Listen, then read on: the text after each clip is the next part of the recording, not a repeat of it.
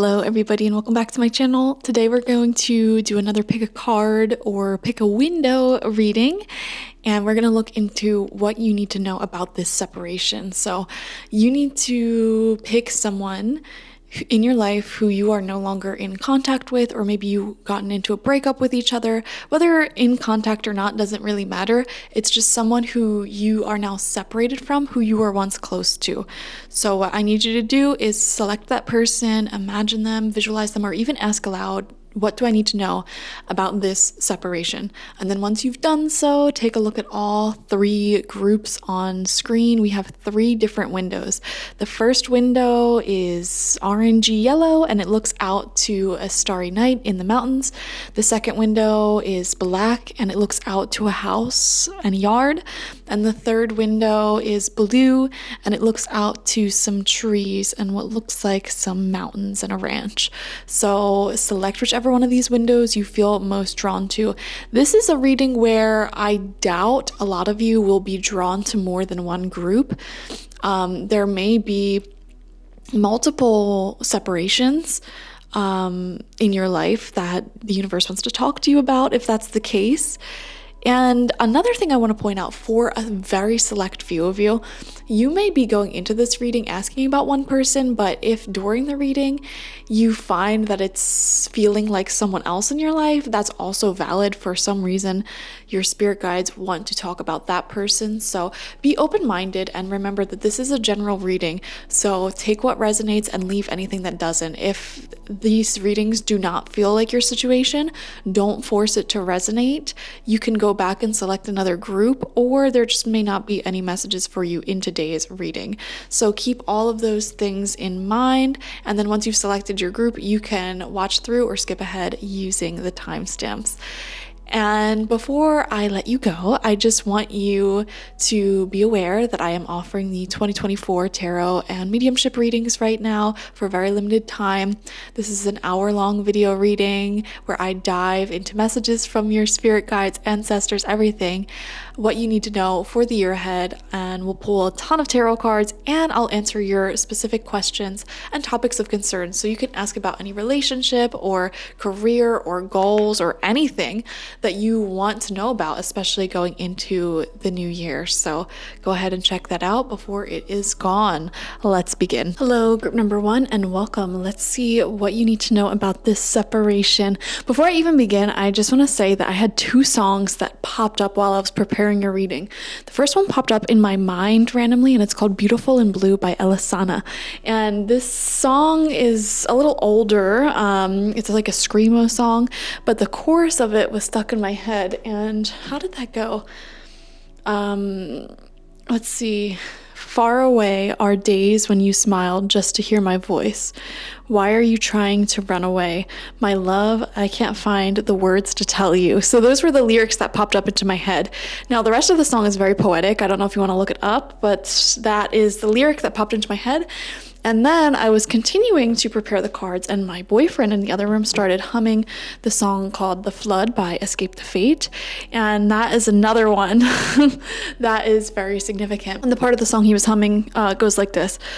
Whoa, you left me on the side of the road, and now I got no place to go. You broke the flood.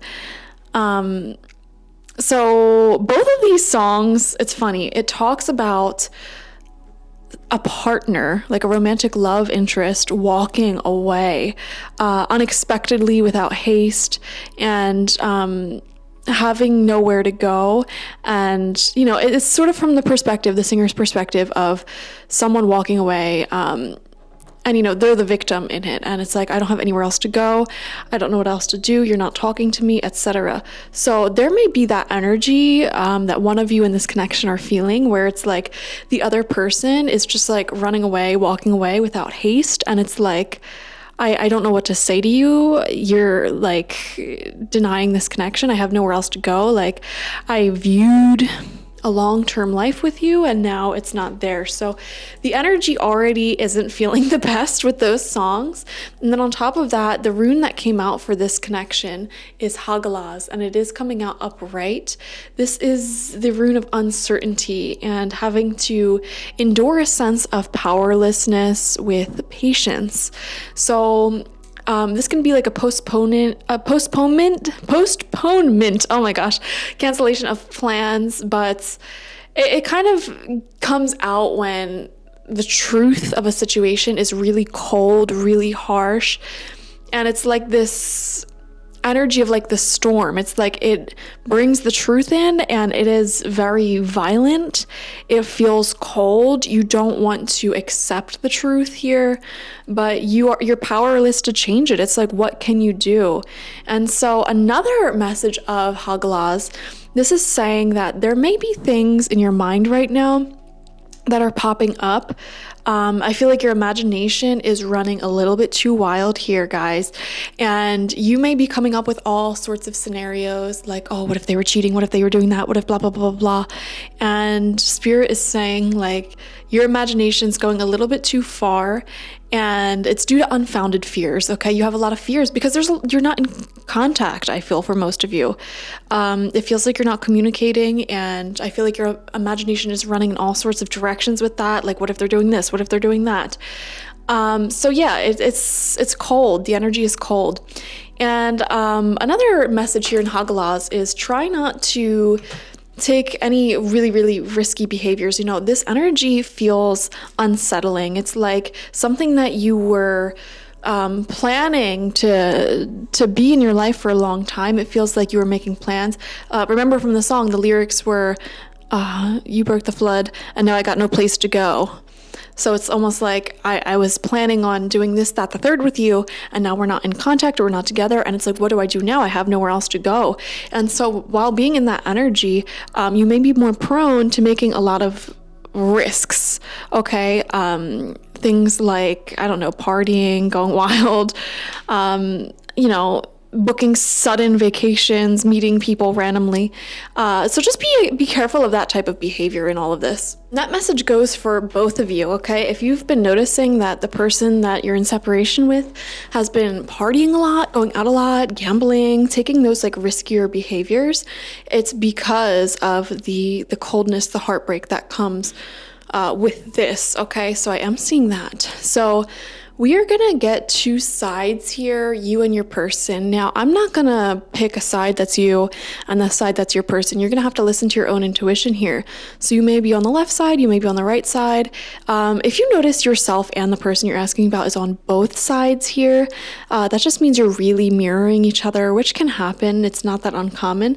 So just listen to your own intuition, all right? So person on the left is being represented by the tarantula. Okay. This is a fiery, creative person who is really focused on sort of like building, I don't know why I wanted to say building their nest, but like building their life right now. They may be growing a business or a career, some sort of home, sort of like weaving. Oh my God, that's another song by Escape the Fate. Oh, the webs you weave.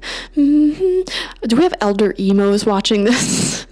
People who went through an emo phase when they were like teenagers or something, because all of these songs from the past are just coming up. Maybe that's something you and this person shared in common for some of you watching, like you had the same taste in music, and it could have been like, you know, that old school emo music or punk or like something along those lines, which would be cool. I'm getting a lot of those songs. Or you know what? It may not even be that. It could be like the type of music that you really enjoyed in like middle and high school. You may have shared that music taste with this person, because, you know, these songs that are coming up for me, these are songs that like I grew up on. And so yeah, there may be something to do with that. Or upon this separation, you may have been listening to those songs more, just like a nostalgic thing. But anyways, the person on the left is very creative, sort of weaving up their life, their dream, okay? Person on the right is being represented by the camel. Okay, we have two fire animals here. Both of you may have fire placements. You don't have to though. That would be Aries, Leo, Sagittarius, and I would say Sun, Moon, Rising, Venus, maybe even Mars. I mean, I know that's a lot of possibilities, but whatever. It doesn't even have to be that. But person on the right here is very, very wise. I feel like they have a lot of life experience, and they're very connected to the moon. They're very connected to their spiritual abilities, psychic abilities. And this is someone who really is in things for the long haul, okay? They plan things out very far in advance. And so in this relationship, for example, they may have had the whole future sort of planned out mentally, like in their mind, like, okay, like this person is my forever person. And they had like a timeline, or maybe not like a timeline that they had to stick to, but it's like when they date for the long haul, okay? Whereas I feel like the person on the left here, the tarantula person, it's not that they're not in it for the long haul. I just feel like their mind is more centered in the physical present moment. I feel like this tarantula person operates from their sacral chakra a lot. Okay, and even the root chakra we see here. And what that means is they kind of just go with whatever their intuition tells them is right in the present moment. And they don't necessarily think so far in the future. And I think of spiders, you know, they build these beautiful these weaves, these beautiful, maybe the tarantula person has some weave, I don't know, like in their hair. Maybe they sew, maybe they crochet or knit, I don't know. Just random things coming up. They don't have to. They build these beautiful webs in the present moment, and you know what, if it gets knocked down for whatever reason, they don't fret about it, they just build another one, you know. So I feel like this tarantula person on the left is a little bit more easygoing, go with the flow, and living in the present moment than the camel person is. Now, this isn't a good nor bad thing, like it's just something that's different between the two of them. The camel thinks much more about the future, the past, the present, all that jazz, because they like to allocate their energy towards things that have a bit of a future. When we think of camels, you know, they store a bunch of water in their bodies for very long trips, you know, they're thinking in advance, you know, they don't want to invest their time and energy into something that's only going to last in the present moment, like very, very briefly, you know, they want to, they know they've experienced life with very little resources in the past. They may have even grown up in an environment where there wasn't that much money or food or resources or even like emotions or love or whatever. And they're not bitter over it. It's just they learned how to, like, they learned that their resources, their love, their time is very, very precious. They may have even had some sort of near-death experience, or, you know, they've been through stuff in life, okay? And now they understand the value of, you know, wisely allocating their resources and their attention. So they only really like to focus on long-term relationships, things like that. They're not as interested in short-term flings. Whereas this tarantula person, you know, it's not that they're against long-term energies, but they just think more so in the future, and they go with their gut, they go with their creative feelings. And, you know, they may be a little bit more, just ever so slightly more guided by their sensual desires. Let's just put it like that. And again, there's nothing wrong with either of these energies. In fact, like, I feel like you both at times in your life have tapped into each other's way of looking at things, you know. At times in your life, if you're the camel person, you probably have felt really guided by your sacral chakra and just go with the flow, go with your instincts, go with, you know, your creative feelings. And if you're the tarantula person, there may have been times in your life where you have really thought ahead and wanted to plan the future out more and, you know, think like that. So there's nothing wrong. You guys are actually very similar here. So that's really cool. And also, I see you're both very connected to spirit, to the universe. So you may both be spiritual in your own way, even if you don't have like the same religion or like beliefs. I feel like you both are connected to some sort of greater knowledge, greater wisdom in your own ways or in similar ways. So that's really beautiful. All right, so the tarantula person, they have here and now exactly. I knew that. This person is really focused on the present moment, not the past, not the future, anything. The number 32 may be important for them as well. And we have an egg here. It says past, future. They're right here, right now. And I can't help but notice they carry a flag that's red. And it says, you are here. Red flags are very symbolic in today's day and age, especially in dating. You know, they represent things to be concerned about. However, there's like love in their energy. They're right here in the present moment.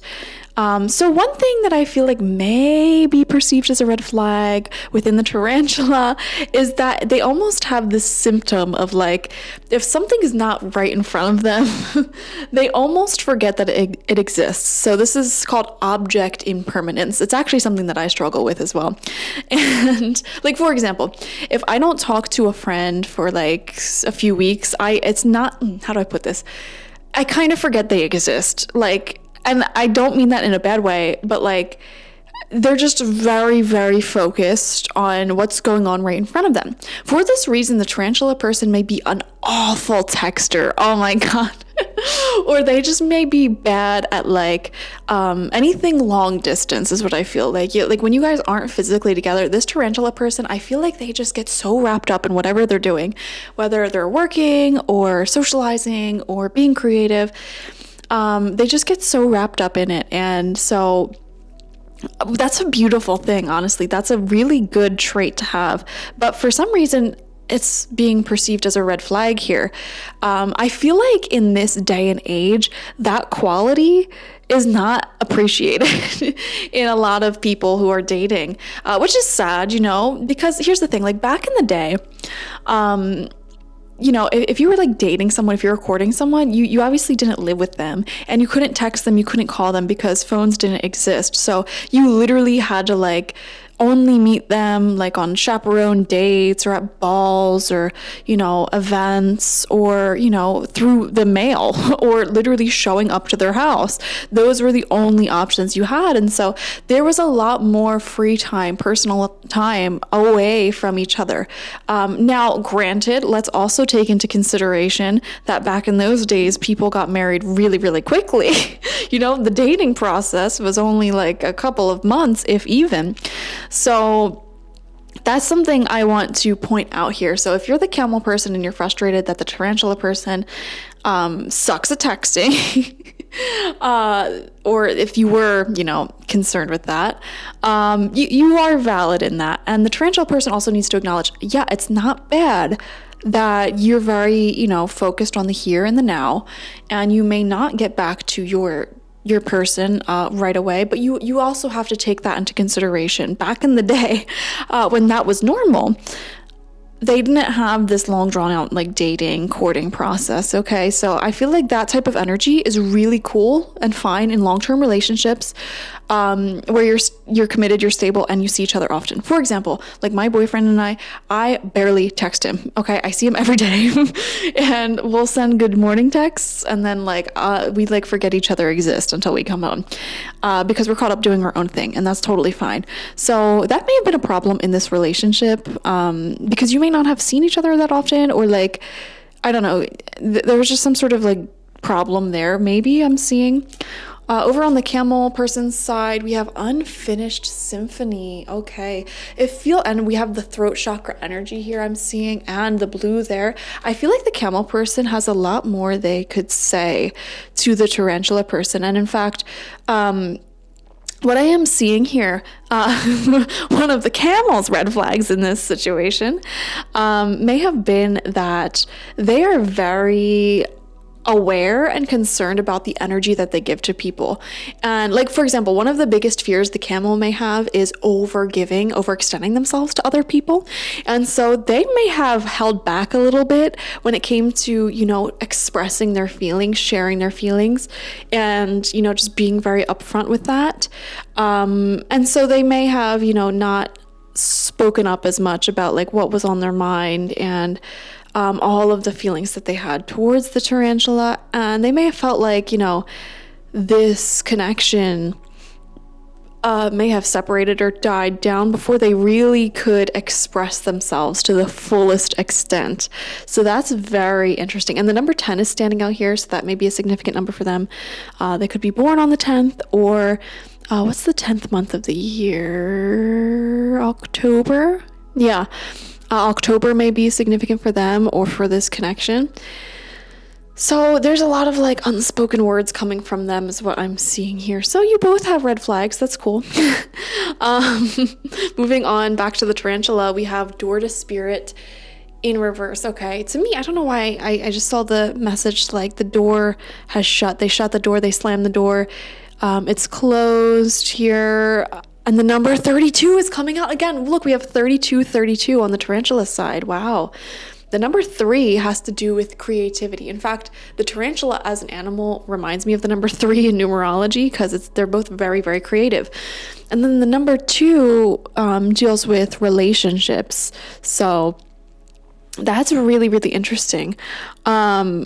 I do wonder if the tarantula person struggled to balance, nurturing this relationship versus nurturing their own creative projects and whatever area of growth they're focused on in their life. Because the tarantula spirit really, I feel this person is focused on building their personal life, whether that's their career, a business, a project, schooling, a house, something like that. I feel like they are very focused on growing in a creative way for themselves. And so 3232, that's an interesting angel number to come out. I feel like that is the area that their spirit guides and angels are trying to get them to balance and realize that they can grow personally and put energy into relationships at the same time. But they may have just closed the door on this potential before they even were able to express it. And so I do feel for a lot of you, the tarantula person may have been the one to end this connection, or maybe the one blocking it, and the camel person may feel like you didn't even give me a full chance. You didn't there's still so much of my personality that went unexplored. The camel person may be feeling like the tarantula person only saw the tip of the iceberg with them. So this relationship may have never actually gotten off the ground. You could have stayed stuck in the dating phase, or it may have been a little bit short-lived. And it's you only saw 10% of what I have to offer. You didn't even get the full thing. Even this crescent moon here, it's nowhere near the full moon yet. And the camel's you didn't even see me at my full potential. You didn't even give this a chance. So I do feel like that may be an issue. And we have a white dove here. So the tarantula person may have shut the door on this relationship right at the moment when you guys could have gotten more committed or into a more serious relationship is what it feels like. Because white doves to me represent monogamy or loyalty, commitment in a relationship. Most bird species are very loyal to each other, they're partnered up. So I am seeing that this may have ended kind of before it began, in a sense, or right at the moment where it could have gotten a lot deeper at whatever stage that may have been for you two. And then over on the camel side, we have strategy. They're very, very logical. One thing I am seeing here as well, it feels like the camel person in this relationship, notice how they're looking over at the tarantula, and the tarantula is going upwards, but they're still slightly in the camel's direction here. I feel like the camel person in this relationship really keeps tabs on what the tarantula person is doing. A lot of you may resonate with the camel energy in this relationship because watching tarot readings on relationships is sort of a way of keeping tabs on a person. And I feel like they're approaching this separation more so from a place of okay, what do I do next? How do I approach this situation in the best way possible? Yeah, that's interesting. They may be journaling more. They may be just trying to focus on their own self-study. This camel person is very spiritual, intellectual. The number 21 may be a significant as well. So, and we have a white feather here as well. So white feather, and then we have the white dove over there. I feel like the camel person in this relationship was more willing to be committed and move things forward. They may have been open and ready for a deeper level of this relationship, but the tarantula person may have shut the door on that because they didn't know how to balance commitment and the fact that they could be committed to someone else and themselves at the same time. It's not that hard, but to them, they thought it may have been for whatever reason. And if you resonate with the tarantula person, comment down below why is that? Do you have a lot going on in your personal life? Maybe even if you are the tarantula person, putting that in the comment section may help out anyone watching who is the camel person. So that's very interesting. But one thing I am seeing here with the camel person, they do still have one white feather. So I feel like the camel person does still have a little bit of hope that this relationship can continue. And they're even looking at the tarantula person. So I do feel like they are still interested. They still feel like they have so much left to talk about and give. And it kind of sucks because I feel like they really have just so much more to say, so much more to express here. And also, you know what I just realized? These two cards, they're literally the same. Like, it has a woman sitting on an egg with like things in the background. So you guys are actually pretty similar. You're both fire animals as well. I just feel like there was a lot of compatibility here, and you both saw that. Like, you both recognized, like, wow, like we have potential to, you know, really get along. You definitely both felt that. So, wow. All right, let's go in the middle here now, and see what Mama Moon has to say. This is your shared energies in the relationship currently. Oh, we have mutable moon. Nothing is yet set in stone. Okay, this is a very significant moon, because what this is telling me is that there is no set future path for where you guys are at right now. So reconciliation may be possible, or staying separated may be possible. This can really go in any direction, depending on what the two of you want, what you decide, and what actions you take here. So it's not like so far gone that it's like not coming back. Things feel very chaotic, and you know, the water here is also very wavy, so there may still be a lot of emotion shared between you two. Although, to be honest, as I do your reading, I feel very like clear-minded, logical. So you two might be seeing this relationship very clearly, or this connection very clearly, despite there being a lot of emotions, ups and downs. And in fact, your intuition may feel so different. And I'm seeing like different times of the day, even. 1 hour of the day, you may feel, you know what, like I'm really hopeful. Like I feel like this person's going to reach back out, or I feel like this is going to go somewhere. And then like a few hours later, you may be feeling like, oh, no. They're doing this, they're doing that, blah, blah, blah. So things are a little bit all over the place here. The energy is not set in stone yet. It's very changeable. What else do I want to say? Another thing is, like, I feel like both of you, like this Hagalaz card or rune upright, I feel like it's applying to both of you, where you both may be letting your imagination get away from you, and you both may be thinking like, oh, the other person's not interested anymore, or they're doing this, they're doing that. You know, what if they like were secretly like, you know, doing something shiesty the whole time, blah, blah, blah, blah, blah. So that's something you need to check within yourself, okay? And then from the Lover's Oracle, this card came out, and when I shuffle this deck, because all of these, the backs of the cards are different, I don't even look at it, I just pull it intuitively. So this is what the artwork looks like, and it says balance. Love is not always about agreeing just for the sake of it. A great relationship is one that both supports and challenges. Okay, so you two definitely challenge each other. All right, so we're gonna move on. I have 3 angel messages for both of you, but we'll get to that in a bit. I want to get your tarot first. So the tarantula person, let's dive into them. They have the Wheel of Fortune, the 10 of Pentacles. Wow.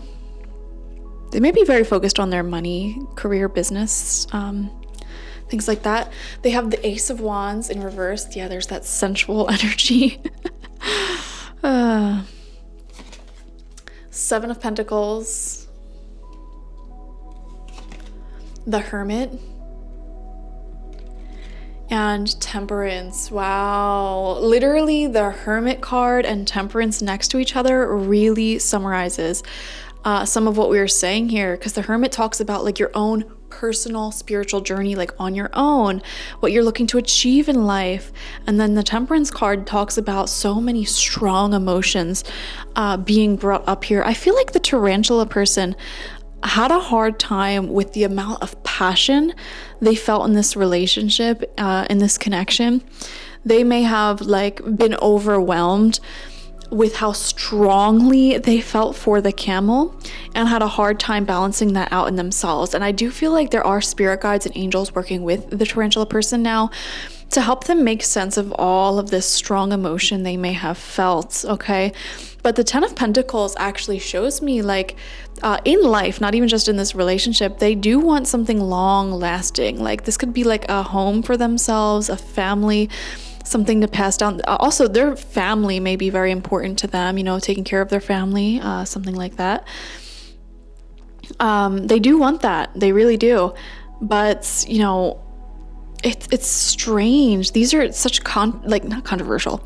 The energies feel so like black and white for the tarantula person. It's like 1 minute, like they see themselves as just this loner, this person by themselves. The next minute, like they have all of these emotions and feelings. So it's hard for them. And also they're really focused on getting more money right now is what I'm seeing, or like getting their health together, especially, you know, they may have been focused on that quite strongly, and they may have even used that as an excuse to continue the separation with the camel person is what I'm seeing. There's a sense of frustration here for some reason. And where did I put that deck? I want to clarify some things here. I want to see why they're frustrated. Okay, the Seven of Pentacles talks about putting a lot of work towards something and not seeing the results that they want. So what is it that they're putting the work in towards that they're just not seeing the results? Oh, Two of Pentacles. Yeah. Okay. This is definitely financial or like their health. Probably money though, to be honest. Also, they really struggle. Like, notice how we're getting like repeating themes here of like two things being unbalanced, and it's like, how do we balance this out? They may struggle with having an equal give and take here. They struggle with their emotions, and look at that rough water again in the background. You see that? This theme is coming out a lot, this up and down water. Their emotions are constantly back and forth, up and down. And I feel like the tarantula, they're really back and forth about this relationship. Like, they're the ones that are like, 1 minute, they're like, you know what? Like, that camel person, they were really great. Like, we should get back together. We should, you know, blah, blah, blah, blah. Should I reach out to them? Blah. And then like a couple hours later, they're like, oh no, they're probably cheating on me. Like, they probably found someone else, you know, this and that. So, wow. I feel like their mind changes constantly when it comes to this connection. Constant back and forth, and they're needing to temper their mind, their energies, you know. Their mood may swing a lot. So there is that, and you know what, it's that temperament, that passion that makes them so creative and original and exciting to be around, you know. They have high highs, low lows, it seems. And you know, that's great, but at the same time, I feel like it kind of got in the way of love here. So I want to clarify this Ace of Wands. Why is the Ace of Wands in reverse? Spirit. Okay. We have Justice. All right. So, okay. This actually does clarify a lot for me, because Ace of Wands, sometimes when it's in reverse, does show like an energy where it's like just sensual. Like they just want something physical. But Justice card's saying, no, that's not the case here. So if you're the camel person watching and this tarantula person constantly like wanted to like touch and, you know, go in that physical direction with you, and you're wondering like, oh, they just used me for sex, they just did that. That is not the case. And Haglas is saying that as well. That is not the case. You're letting your imagination run away with you. This person really did have strong feelings for you, saw a future with you. It just feels like their energy is constantly shifting. I'm seeing also their plan for the future constantly seems to be shifting here. Nothing is yet set in stone in their life personally. And yeah, they wanted to do right by you. I feel like they have told you the truth about everything. The tarantula person is not lying in this connection. So if you're the camel person and you're worried, like, did this person lie to me? The answer is no, they did not. Okay. And, you know, I feel like they're just on this journey that, you know, they also may really enjoy their alone time as well. They may have even been single for a while and just like into casual connections or whatever. And I feel like you, if you're the camel person, may have stirred up a lot of feelings within them, and they're having a hard time like integrating that. But in this separation, I feel like they have spirits and angels working with them to get them more stable, more calm in all areas. So they're more stable finances, more stable emotions. In fact, the angel of temperance and stability may be working with them right now. So that is very great. All right, let's see what's over here on the camel side. We have the Emperor in reversed. Okay, in reverse. We have the Nine of Wands. I don't know why. I feel like the camel person has a lot of anxiety about this separation, this connection. It may still be heavily on their mind. We have the, Five of Cups. Definitely still on their mind. Eight of Swords in reverse, overthinking. Yeah, this is affecting their mental health. King of Cups in reversed. In reversed. and the Knight of Swords in reverse. Wow. I really honestly feel that the camel person's mental health is suffering at this time when it comes to this connection. It feels like there's a lot of anxiety, overthinking, worrying, still focused on the past of this. Here's the thing. I feel like the torrential person is not focused on the past, to be honest. They're not focused on the future either. They're just focused right here in the present moment, which is good. And the camel person here struggles because they are constantly focused on the past and the future.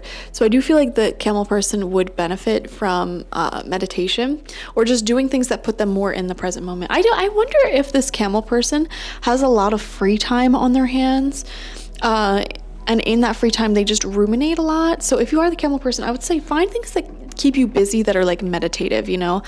Like cleaning or walking or like doing art or crafts or like working towards something. I'm not sure. And you know, I do see a desire here for them to reach back out to the tarantula person as well, but they're afraid. They're like, what if the feelings aren't there anymore? Wow. And we have the Emperor in reverse, the King of Cups reverse. There's something to do with masculine energy with the camel person. Their relationship with the divine masculine may be struggling right now. So, for example, if they are a man or someone who is strongly like in their masculine energy, they may struggle with the idea of like what it means to be a man and, you know, expressing emotions and all of that. Now, if they're a woman or a divine feminine person, they may struggle with things like boundaries or how they perceive masculine energy. You know, they may feel scorned by masculine energy. And now, if you're both like lesbians, for example, how you embody your masculine energy can also come up. So gender doesn't really matter to me, honestly. And I never really care about gender in readings, but whoever the camel person is, their masculine energy, their relationship with divine masculine energy, yang energy, needs some improvements here. So they're needing to keep themselves a little bit more busy, first and foremost, needing to allow themselves to express their feelings more. That this seems to be the biggest problem with the camel person, is not expressing their feelings. Honestly, we saw that with the Unfinished Symphony, King of Cups in reversed, the Emperor in reverse. So I would say that the camel person, if they want, may be interested in reaching out to the tarantula person and telling them everything that's on their mind. I feel like, oh my God, wait a second. There was a lyric in that song I was just telling you about. Oh my gosh, hold on. That it was like choking on your unspoken words or something. Is that even? Let's see. Oh my God, that was the lyric I was telling you. My love, I can't find the words to tell you. Wow, drown in all your fantasies. Let's see. I could have sworn I read a lyric like this. Maybe not. Okay, maybe I'm just like... Alright, I don't know where I got that idea from, but yeah, I can't find the words to tell you. I feel like the camel person almost needs to reach out and tell the tarantula person how they feel, because they still have a lot of feelings. They're still facing the tarantula, all that. And you know, I do wonder, this tarantula person, you know, they closed the door, it seems like, but I wonder why they closed the door. Did they close the door because they weren't getting they were getting frustrated by the lack of, you know, physical proof or evidence or words of the love in this relationship? I do wonder that maybe they were unsure if all the work and effort they were putting into this relationship was worth it, but they had serious long-term intentions here.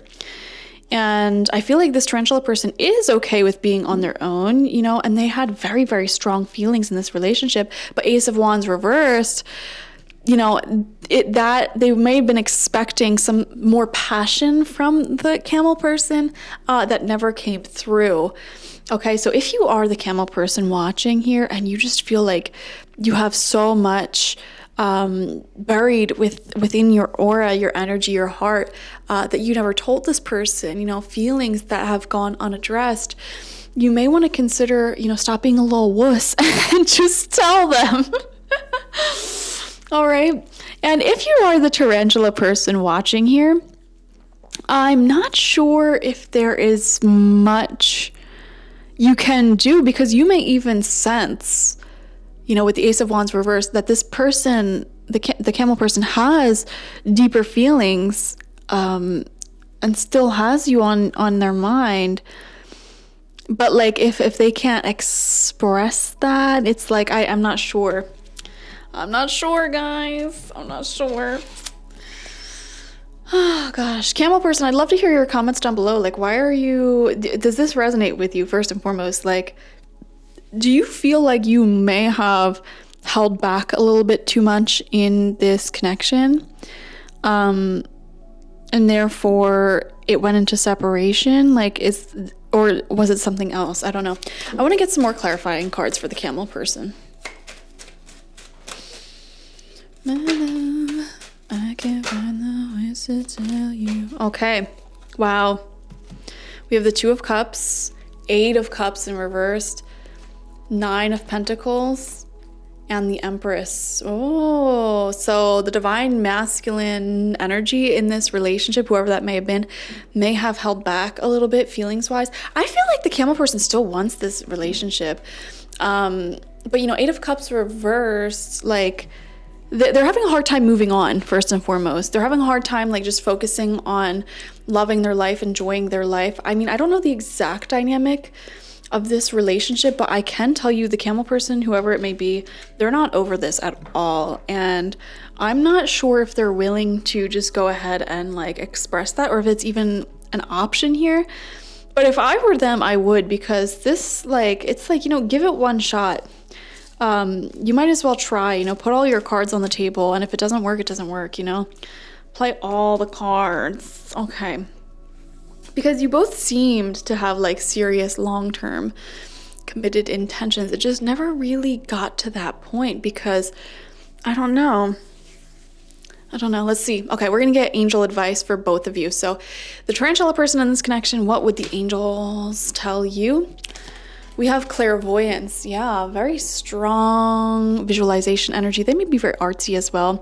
Archangel Raziel, I am helping your spiritual sight to awaken fully so you can clearly see heavenly love. I feel like if you're the tarantula person, I want you to pay attention to what you can visualize, like the outcome of this relationship being. Like, where do you see this going? That will be very accurate for you. We have be assertive coming out. Yeah, I feel like both of you could benefit from being more assertive here if you do want to get back together. More bold in your life. And then true love. This is the romance of a lifetime. Wow. So the video stopped recording. I didn't notice, but I believe we finished up with the true love card. And then we had on the camel side this leadership card with Archangel Gabriel. It is time for you to assume your leadership power and position and lovingly guide others. The camel person in this connection, your advice is to be more bold, be more assertive, and take a more leadership role in this connection. If you still have feelings here, express them and, take on a role of like, this is what I want to do with you. The camel person may even benefit from making plans more. And if this relationship's not going to work out, take this wisdom into your next relationship, camel person, okay? Like, be more assertive, be more like, what, this is what I want for the future. This is where I'm looking to go. I feel like the dynamic here between the two of you, you both have similar energies, but you're different. And this camel person is one who has a better ability to create a future plan. And so they have to take on this leadership position if they want this relationship to work, because they're the one with the future vision. They're the one who wants something long term. And so it's like you need to express yourself, put yourself out there, and guide the direction of this connection if you want it to work. You're the strategizer here. I don't know if the camel person is older or has more power or influence, or even if you are the same age, it just feels like they need to be more open about their connection or their emotions and speak about what they want in the long term. Then you also had remain positive, which I definitely feel that because this camel person, their energy is very pessimistic. Like, oh, the tarantula person, like they don't love me. Very much overthinking, having walls up. There's a lot of walls here that need to come crumbling down. And honestly, like if I were the camel person, I would just put all my cards on the table. Even if you're in separation, I would just be like, look, I know we're in separation, but here are all of my feelings for you. This is what I want for the future. Like, if you don't want the same thing, that's fine. Like, you know, I'll move on, but I just needed to let all my feelings out. And then give you the option to either move forward with me or without me. So that way I can, you know, move on, you know? So that's what I would do if I was in their position, because it feels like they have a lot of unspoken feelings and emotions. But I will say, honestly, the camel's person's energy is a lot more pessimistic. And I feel like it's a lot more pessimistic because they have so many feelings that are locked away. And like I said, it may be because of like a blockage in the masculine energy, where they may like feel a little bit emotionally repressed, like, oh, I shouldn't, you know, share all of my emotions, or like I should be, you know, this calm, quiet, like stoic influence. But that really turns into negativity so quickly. So they may, and I feel like they may not be aware of this issue, so they need to like let it flow a bit more. Whereas the tarantula person is a little bit more optimistic, because I feel like when they have feelings in the present moment, they just share it. When they have ideas in the present moment, they just share it. And that's how they sort of keep their energy flowing here. But there is some frustration in the tarantula's energy as well. So, and like a blockage here. And then for the camel, we have getting to know each other. As you reveal your innermost selves to each other, your bond deepens. Yeah, I feel like this camel person has so much more to reveal about themselves in this connection. Whereas the camel person may have already put all their cards on the table and may have showed up in this relationship ready to love, you know, putting it all out there and feeling good in the moment. You know what, this relationship feels good in the moment. Like, I'm just going to share whatever comes up as it comes up. I'm going to, you know, be truthful, honest, put my cards on the table here. And they may have done that, and we're waiting for the same thing to happen with the camel person. But this camel person may have, you know, been a little bit more to themselves with the 9 of Wands here, like wanting to protect their heart, which is fine. You know, they may have been hurt in the past. Like I said, this camel person seems to have gone through a little bit more in life than the tarantula person. So they may be a bit more guarded, especially with the King of Cups in reverse as well. So I think if this relationship were to get back together in any capacity, I almost want to say the camel person may be the one who should reach out because they're the one that seemingly has not revealed as much about themselves as the tarantula person has. I'm just gonna be honest there, okay? So let's finish up this reading, shall we? What do we want to do here? I'm gonna pick from the Murder of Crows tarot, and I just want to see the possible outcome. What's the most likely outcome for this connection at this time? Another thing is, I feel like the tarantula person like fully loves the camel person because they seem to be like in a place of like just being open and honest from the very beginning and having pure intentions from the very beginning. But and you know, they may be the type of person who starts loving from like 100, and then it's almost like people who they love lose points the more like repressed or problematic or like red flaggy they become, which is a bit of a problem within themselves. But you know, I feel like they actually fully love the camel person, whereas the camel person, like I said, like barely scratched the surface, it feels like. So we have the High Priestess in reversed coming out. Yeah, there's a lot of information that needs to be revealed in this connection. it seems, particularly from the camel side, I'm gonna be honest. Secret feelings are still here. Okay. I feel like this is a spiritual connection as well. Oh man, the card just fell to the floor. So we have the Death card. All right. There is a strong possibility, and I'm just going to be honest with what I see here, that this connection will remain in separation. Because like it just feels like, now I'm not trying to blame anyone for this. It feels like the camel person like has some emotional repression going on. And I feel like the tarantula person over here is like, listen, like I'm living for the present moment. And if you're not emotionally available to me in the present moment, then I'm going to surround myself with the people who are. And I'm going to, you know, start like focusing on the people who are here for me, who do want to commit to me, who, you know, like they're ready to move on, you know? If the camel person doesn't want to show me the love that I have for them, then it's time to move on. That's sort of the energy I'm getting here. Wow. All right. What's in store for this connection? We have the moon. I think this is the moon. Wow, and there's even 2 crows. Is this the moon?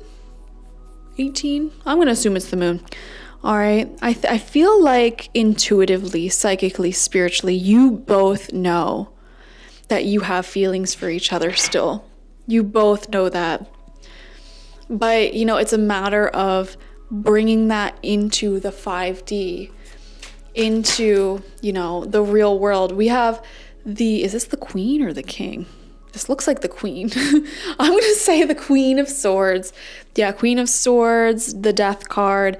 This is definitely in separation. The communication is cold. I don't even know if you guys are communicating. The Queen of Swords shows that potential for communication is here, although it might be colder than usual, especially with the tarantula person. They may be at a place where they feel like they need to be in their Queen of Swords energy or King of Swords energy, which is like, you know, having boundaries, a very like serious, like professional communication, you know. They almost had to turn off their passion because they don't want to get hurt. You know, they want something, they have strong feelings with temperance, and, you know, they know how to make themselves happy. They know what they want, but it feels like the communication is colder here. You may, either of you can reach out at any time, I feel like that will be received. But yeah, there's definitely like you spiritually feel each other's feelings for each other. We have the 3 of Swords in reverse. Wow, okay. Yeah, so, you know, this actually does show forgiveness for what happened in the past. Okay, painful endings, jealousies, okay, like overthinking. There's a lot of hurt in the past here. And I see the swords coming out because it's coming in reverse. So there may be a lot of forgiveness in this relationship if you want it, if you want to reach out to each other. I feel like there is still love here.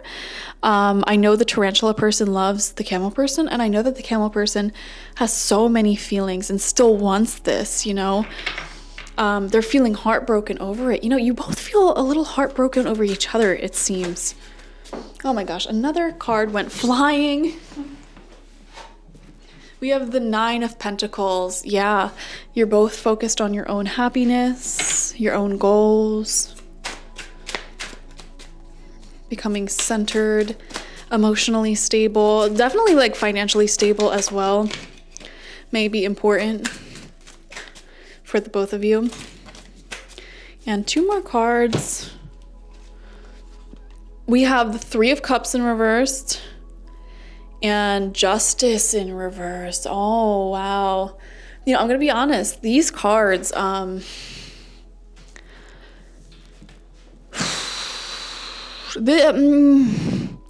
usually this combination to me shows some sort of like third party, like cheating situation, like distracting yourself with other people because your ego may be wounded, your ego may be hurting, or like your feelings are hurt over this, and so you distract yourself with other people. Okay, so that may be the case for one or both of you here.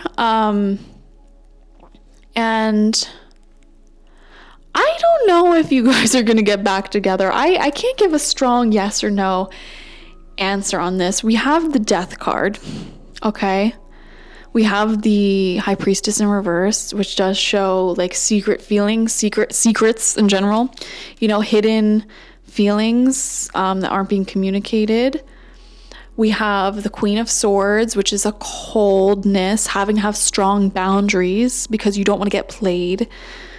The Moon, which does represent confusion because you feel spiritually from each other like a deeper desire for each other, but on the surface of this, you're single, okay, you're separated, and the communication's cold. So that can be very confusing because it's like in the physical realm, we're barely contacting each other, the communication is cold, but on the spiritual realm, it feels like you're both so interested, and that is so confusing.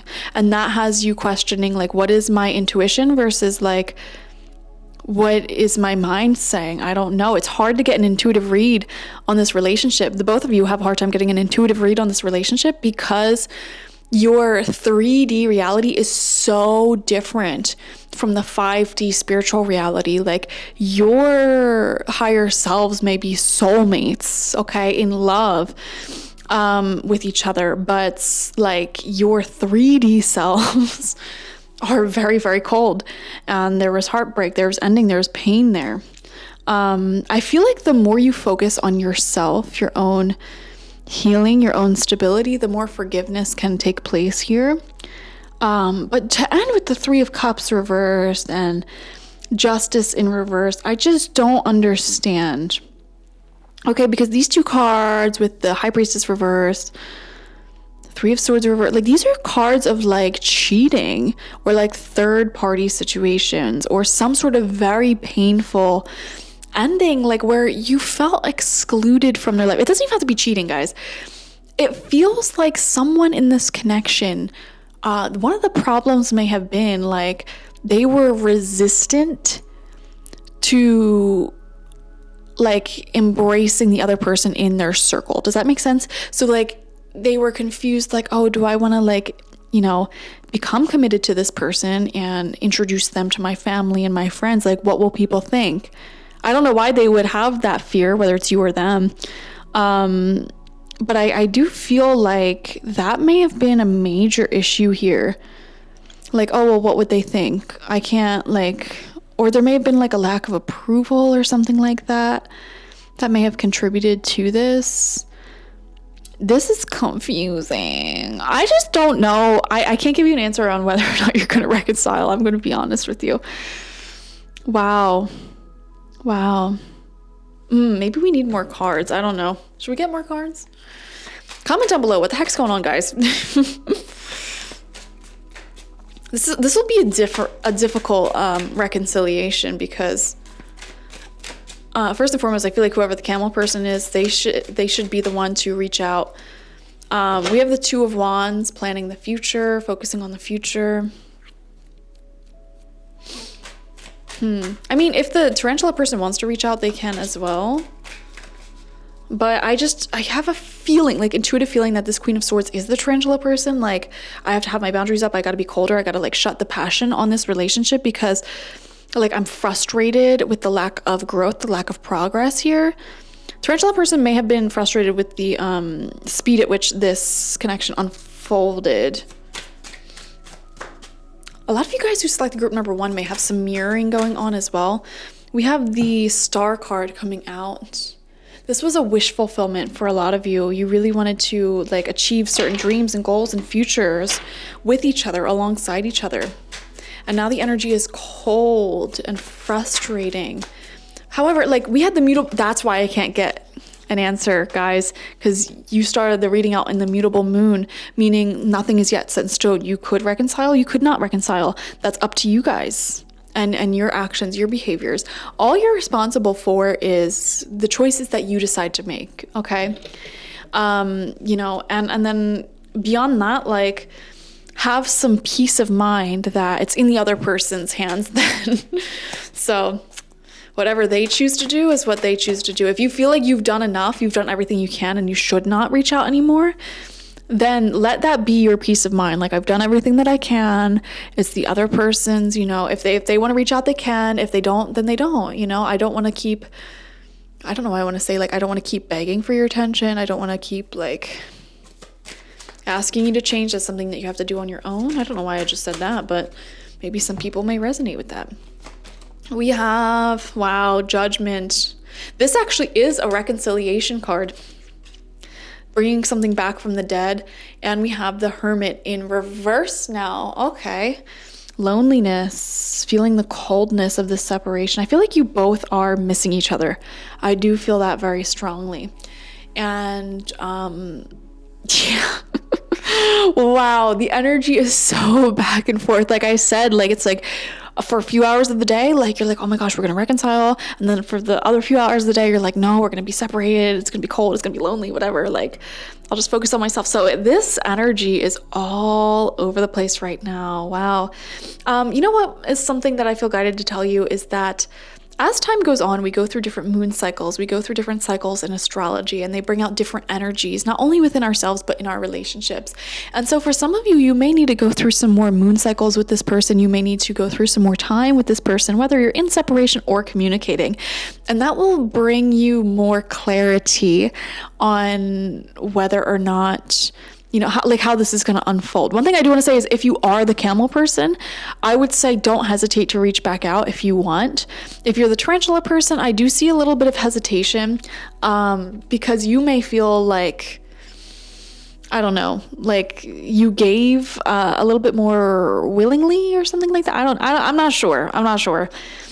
Wow, I feel like for you guys, I'm so bad at giving advice right now. I'm trying to find advice within this, but I'm having a hard time. I mean, we had the advice, remain positive, be in your leadership abilities, and get to know each other more for the Camel person. So that's your advice. And then the advice for the Tarantula person is being more assertive with your boundaries, with what you want, etc., with what you need. We had true love, which is like being in your loving energies, and then clairvoyance. Like for the Tarantula person, the advice is a little bit more complicated, because I feel like your intuition will tell you something a little bit different every single day as the energy changes. So rely on your clairvoyance, okay? And you may even see advice in your dreams, things like that. So I'm going to leave your reading there, you complicated folks. Definitely let me know what's happening in the comment section. I want all the tea. Do you think you're going to get back together? Do you want to get back together? Do you not? If you're the Camel person, do you feel like you should be the one to reach out to this person? I do, honestly. If you are the Camel person, I see a lot of fear there and walls. Like, you may not even realize that you may need to be the one to reach back out if you want here. Like, you may even be thinking like, why should I reach out when the Camel's the one that broke up with me, or the Camel's the one that, you know, did so-and-so, whatever. Yeah, so I don't know. Just let me know your thoughts and feelings in the comments, okay? Subscribe to the channel if you're not already. Like this video.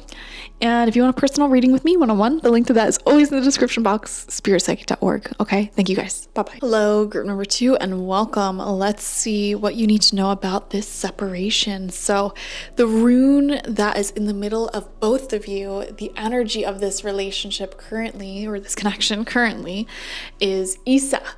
And this is the ice rune. And so a lot of you guys who select group number 2 are literally not in contact at all with this person, or the contact that you have is very icy, cold, emotionless.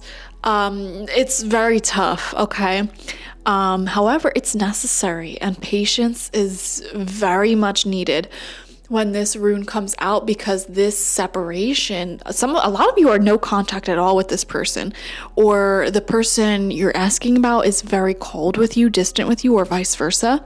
And this period is very necessary to allow the feelings that are bad in this connection to sort of rise up and dissipate from the connection. So patience is 100% needed. when this rune comes out, Spirit is saying by the end of this no contact situation, you will have your clarity. For a lot of you, you will move on entirely. Your affection will completely die down. For others of you, your bad feelings towards this person will die down and you'll be able to restart from a healthier place. And also during this no contact period, both of you are able to focus on yourself and do the healing that you need in order to have a healthy relationship, because clearly that element was missing in one or both of you while you were together. And that's why you entered no contact, because there was unhealthiness. And so Spirit is just saying, like, if you are not communicating with this person right now and that makes you worried, like, this is 100% necessary. Your spirit guides are saying your person is doing the healing that they need in order to be emotionally available, to move on from the issues in this relationship that caused this separation. Okay, it's necessary. And same thing with you, the issues that brought you to this failed connection in the first place is healing during this no contact period. So Spirit just can't emphasize enough how much this no contact makes sense for right now. And patience isn't only advised, like it's just needed, because there's a lot of coldness here, and you may be frustrated thinking, like, when will this end, when will they reach out, blah blah blah blah, annoyed at divine timing, but Spirit's saying trust the process. Okay, so we're going to break it down into both of you separately. We're going to pick someone who will be on the left hand side and someone on the right hand side. I'm not going to tell you which side is which. You need to listen to your own intuition and feel which side is you, which side is your person. There may also be some mirroring going on. So if you feel yourself and your person in both sides, that just means you're in a very similar place and you're mirroring each other, which is very common in counterparts. Sorry if you heard meowing. That was Luna. She can't go 2 seconds without being by my side. And now she's on the table, so you might see her. But anyways, let's dive into it. The person on the left-hand side is being represented by the peacock. Okay, this person is definitely, I feel like, trying to catch the attention of the other person, especially if you're in no contact and you still have each other on social media. This person may be posting like selfies, stories, things like that, or just trying to live their best life in general. And, they may tell themselves like, oh no, I'm just doing this to like get over the situation, which is partially true, but, deep down, like, inside, I feel like this peacock person can say, that they do get a satisfaction from the possibility that their person over here, here's Luna, may be watching them live their best life. That is an element to this. Okay. So, and you know what? That's fine. If that's your motivation, like, that's fine. Spirit's okay with that, because it's like, listen, if you going out and taking the hot girl selfies or hot boy selfies and, spending time with your friends and taking care of yourself, even if it's to try to get the attention of this other person, you're still focusing on your self-love in the process. So we're not complaining about that. I feel like that's what the spirit guides of the peacock is saying here. And also notice how the peacock is like facing literally away from the other person. I feel like they're trying, it's so funny to me. It's like they're trying to appear like, oh, I'm totally over this, like, I'm not interested, whatever, but they're still interested. Okay, if this is you, you can admit it here. Okay, this is a safe space. I've been here before, where I got into a separation situation and I'm just like, all right, fine, I'm gonna post my hot girl selfies, I'm gonna live my best life, like, and it helps, it does help, like, mentally, because you just feel good, like, so it's good either way, you know what I mean? But they're trying to like pretend like they're over it, and you know what? That's fine, because in the process of pretending like you're over it, you may actually even get over it. But as of right now, they're very much not over this, okay? So the person on the right is being represented by the elk, which is a beautiful earth animal, very mature. And there's a new moon here, so they may be trying to embody newer energies in their life. But notice how the elk is actually facing the peacock. I feel like the elk person is a lot more direct in their feelings here. Like they can admit, like, okay, I'm not over this, okay, I'm still like, paying attention to the peacock person. Like they're not hiding from their feelings. They're much more direct in their healing journey, and they may even be open with the people around them. Like, yeah, I'm not over them, or, you know, this is what I'm doing. Like, so you're both still interested in each other, but you have very different ways of showing it. Okay. Elk person is a little bit more direct. Peacock person is a little bit more showy, yet at the same time, like, is trying to pretend like they're not. Neither way of healing and processing is wrong. Can I just add? You know, I've been in both places here, so I can understand both of you. We also have air energy over here with the peacock. So that would be Gemini, Libra, Aquarius, Sun, Moon, Rising, Venus, possibly Mars. And then we have earth energy over here with the elk, Taurus, Virgo, Capricorn. So they may be significant. They may not be significant. I don't know. But very interesting energy. So let's go back over to the peacock. They have to be fair with the number 38. Okay. And we see an owl spirit here. We see a fortune cookie on one side, and I don't even know what that is on the right side, but they're trying to, I feel like the peacock person is extremely balanced when it comes to communication and connection. So for example, like they may always like respond to every text in the exact same tone and length and everything.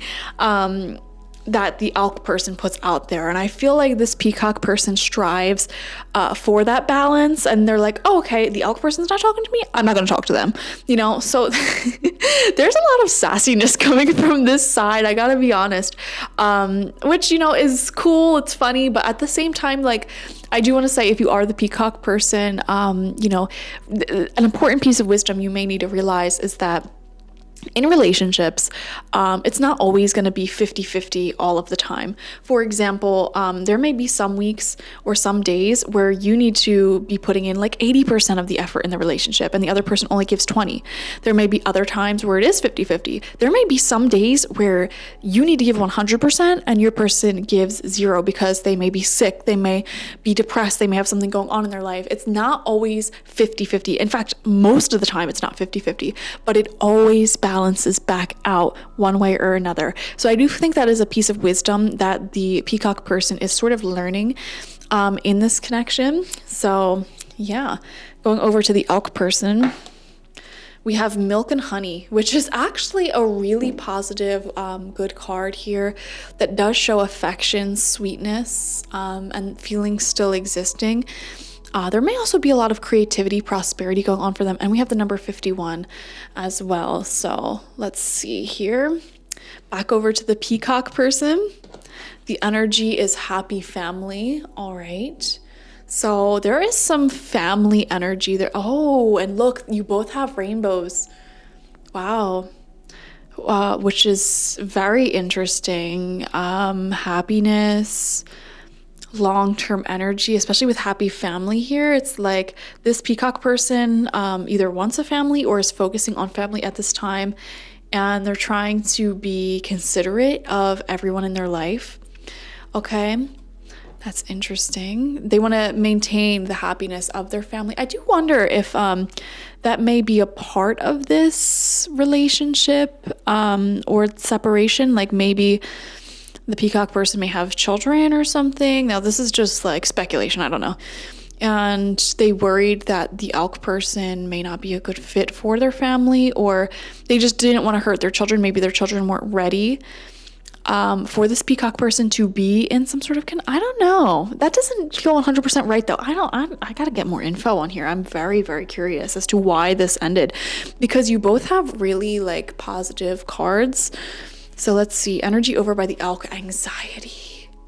Oh, why is this elk person anxious? Really, really anxious. The elk spirit is very sensitive to energies as well, to the energies around it. I feel like their feelings towards this connection were very positive, very loving. But for whatever reason, they had so much overthinking, anxiety, a lot of passion too. But this is really interesting. I am so confused. Okay, before we get into the tarot and the angel messages, I want to see these shared energies. So from Mama Moon, We have the full moon in Sagittarius. Look at the bigger picture. Wow.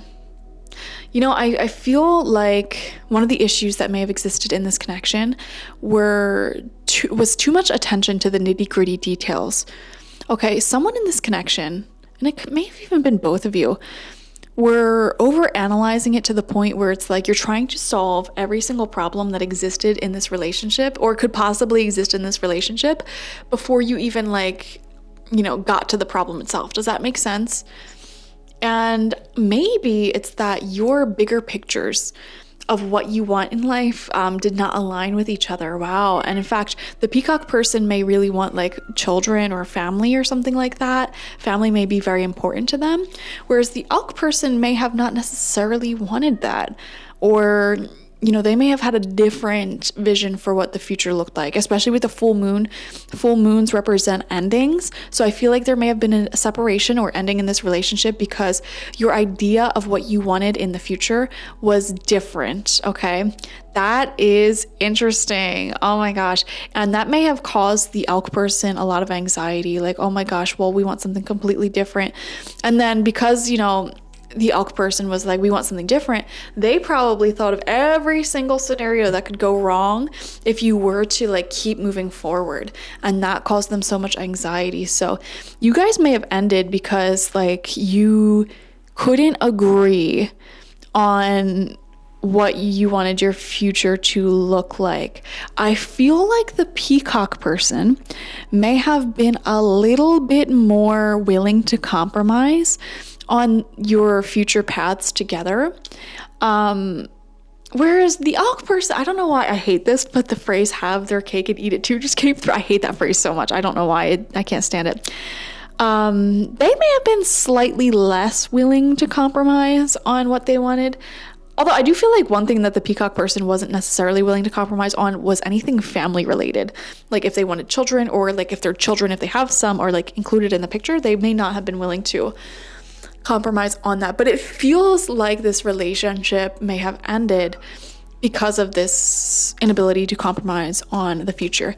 And, I feel like the peacock person may feel a little bit bitter or a little bit resentful, because again, they may have been willing to compromise and work on things. And that may be why they're sort of facing away from the elk person, but at the same time trying to catch their attention, because I feel like in the peacock's mind, they're like, you could have had this. I was so willing to compromise on my future path and you didn't want it. We could have been so happy together, but you wanted to be anxious and get stuck on every single potential problem that could have existed.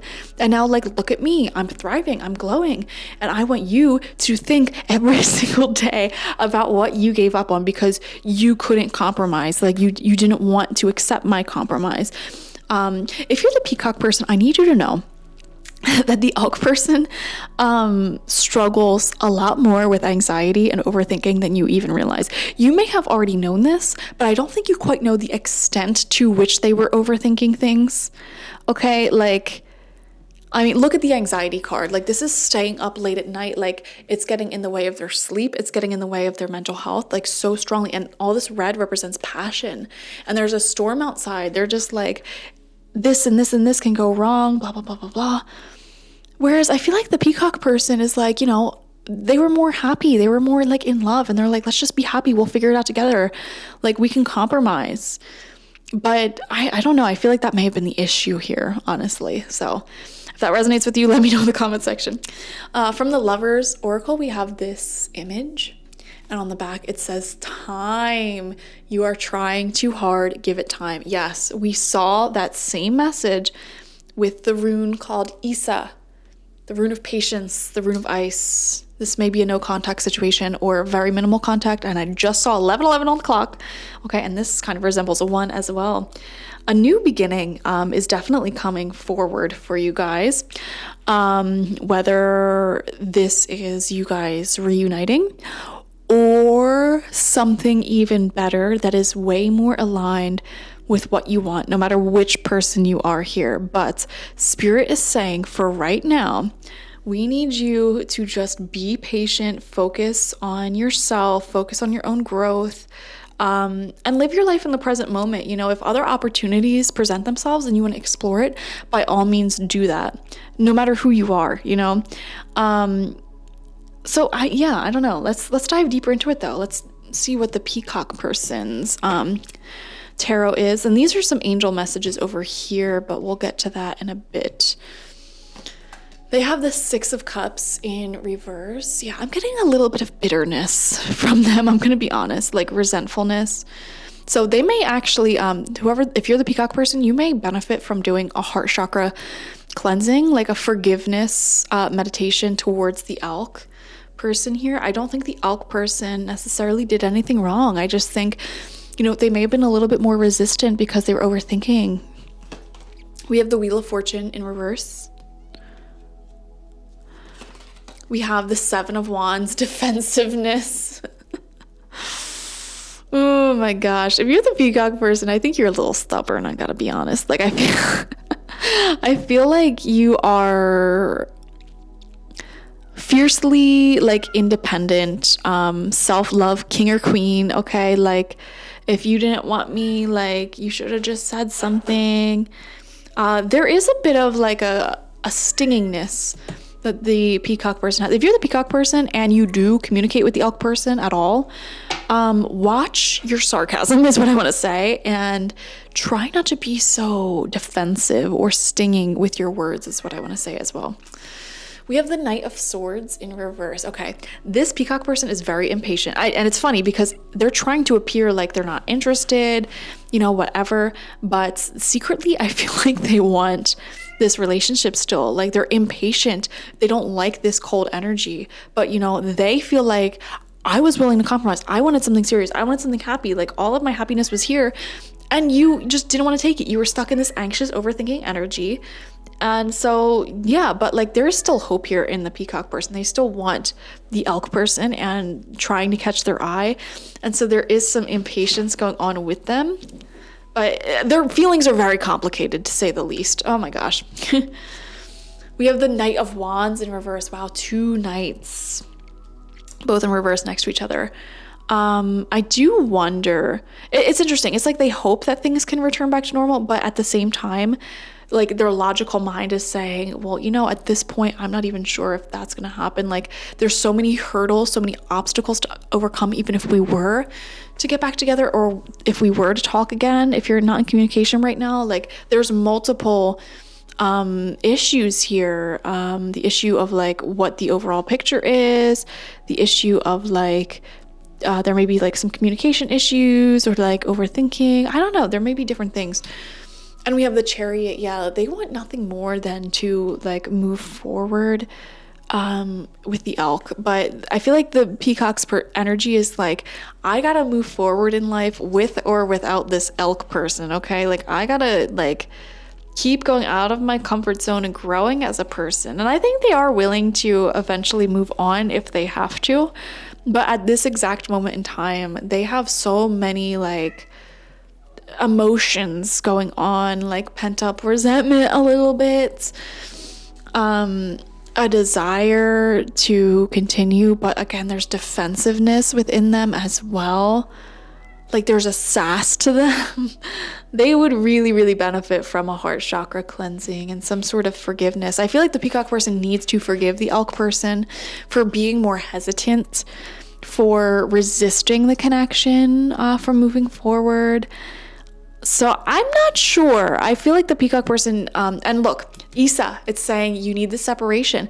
The universe took the two of you apart from each other, okay? Because it was at the point where like your pent up feelings towards each other were just gonna start becoming destructive and defensive. So Spirit immediately was like, we're going into no contact once they saw the energy going in that direction. So this was actually a blessing in disguise. So while you are in no contact, if you are the peacock person, your advice here is to work on forgiveness towards this person, first and foremost. Do some heart chakra cleansing, clearing meditations. And, you know, let time do its thing. You know, I feel like things may be fresh. I'm not sure if things are fresh. Like, I don't know the last time you talked, but things still feel very, like, hot-headed over here on this side. Like, still very stinging. So time will help you with that. So I think, like I said, like if you're the peacock person, time is on your side. So stop resisting it. You know what I mean? Like keep just like focusing on yourself, your happiness, and letting this forgiveness, this heart healing to take place. Okay. Moving on over to the elk side. Wow, you both have the Knight of Wands in reverse. Oh my gosh. This is why I picked two decks from like the same deck. Oh my gosh. So let's talk about it. The Knight of Wands in reverse honestly is a card of not necessarily having serious intentions of settling down, to be honest. I mean, maybe the two of you struggle to see how you could settle down with each other, like looking at the bigger picture, the direction that you want your lives to go in. It may be different, but Knight of Wands in reverse, that's interesting. There was probably a lot of passion between the two of you, and that physical passion may have covered up some emotional issues. I do wonder if there was any arguments over the physical nature of this relationship. And I do wonder if the both of you thought that the other person only wanted the physical nature of this relationship or didn't have serious future intentions. That is so interesting. Okay. They also have the Two of Cups in reverse. Well, that's an ending card. We have the High Priestess in reverse. King of Pentacles in reverse. Wow. Eight of Cups right underneath that Two of Cups in reverse. Are you kidding me? Two of Pentacles. Okay. You know, I'm going to be honest here. I don't think the elk person has what it takes to be in a long-term committed relationship right now. I'm just being honest. I'm just calling it how I'm seeing it. Okay. I don't think they are capable of seeing things beyond their own immediate needs right now. I feel like they may be in a selfish energy and they have a really hard time communicating their feelings. Okay, I also feel like there may be some hidden feelings or secrets in their energy. Just being honest, okay? Like there may have been unspoken truths on their end here. And that could be good or bad. You know, it doesn't have to be, it's a neutral energy I'm picking up on. But anything that's unspoken, I mean, like, that's not good in like a long-term relationship, whether it's good or bad. You know what I mean? Two of Cups reversed and the Eight of Cups. I mean, these two cards are a very solid sign to me of like separation, moving on, walking away. King of Pentacles in reverse next to that. The elk person is not going to offer anything serious, long-term committed. Okay.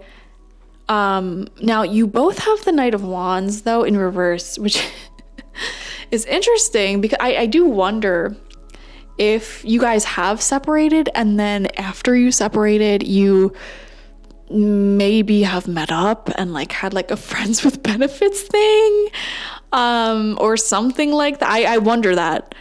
Like, I wonder if after you separated or decided like, you know, you don't want anything serious, if you met up and had some sort of encounter with each other in that way. And, you know, it may not have gone the best. Like, physically it may have been fine, but like emotionally, I feel like it stirred the pot a little bit. And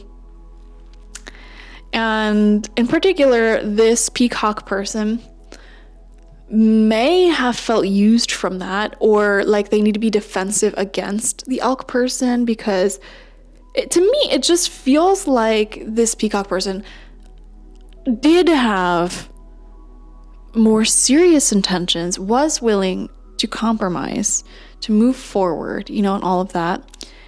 And, you know, they had this big picture in mind. They were ready for it. And I feel like the elk person, they just have a lot of overthinking, a lot of anxiety. They may have traumas, that prevent them from really getting to know themselves and opening up and being vulnerable to other people. And they may even acknowledge with the Two of Pentacles, this tendency, at least where they're at currently in life, they may have felt like they didn't have enough to give to this peacock person. Let's be clear here, this elk person respects the crap out of the peacock person, okay? Really admires them, but I feel like they knew that they could not offer them everything that the peacock person deserves or wanted, okay? They may not have been able to offer something more substantial. They may have felt like they only had the time, the energy, or the life circumstance to essentially just, have something casual. And in fact, when the two of you met, you may have met on the premise of things just being casual, or one person in this connection, an elk person possibly, when you guys met, was pretty much in a mindset of only looking for something casual. And I don't know why. I don't know what's going on in their life where they feel like they can't offer something more substantial. I don't think it's just their life circumstance. I think there may also be some emotional factors here as well. And if you're the elk person, I'm not trying to call you out. There's nothing wrong with this energy. There's nothing wrong with either of you. It's just I feel like your bigger pictures didn't align. And there's nothing wrong with that. Peacock person is still feeling bitter about it, for sure. And, I feel like the elk person is just feeling, I'm getting a lot of heartbreak, honestly. They're feeling really bad about themselves over this. Like, I almost feel like they hurt the peacock person who they respect so much. They admire so much. I mean, they have the milk and honey card. They loved the peacock person. And they may have even envisioned something more substantial with them, but they kind of foiled it, I feel. They fumbled. And the elk person cannot stop thinking about that. They cannot stop thinking about this peacock person and this separation and all that, emotions are up and down heavily. So I almost feel like the elk person is a little bit haunted by this connection, because they weren't, High Priestess reversed, they were not listening to what their soul wanted, because their soul, their heart wanted this relationship. Okay, but they were relying too much on their logic, their mind, and they were just completely blind to what their soul and their emotion wanted. Now, here's the thing, guys. In relationships, I think it's important to listen to your heart and mind and soul. But they were only thinking logically. They were not hearing what their soul was saying, which was saying, you want this relationship with the peacock person. Their soul was saying, this is your milk and honey. This is something sweet. This is something beautiful. They were enchanted by the peacock person, okay? But they followed, what they always did, which was their logic, their mind, which was saying, oh, well, there's going to be this problem, there's going to be that problem. Maybe our futures aren't 100% aligned, blah, blah, blah, blah, blah. Like, they didn't even think to compromise or think like, oh, let's make it work. Because here's the thing, even if you are in the least compatible, like, physical circumstances, like long distance or, wanting two different things, I feel like if you really wanted something to work, you could make it work.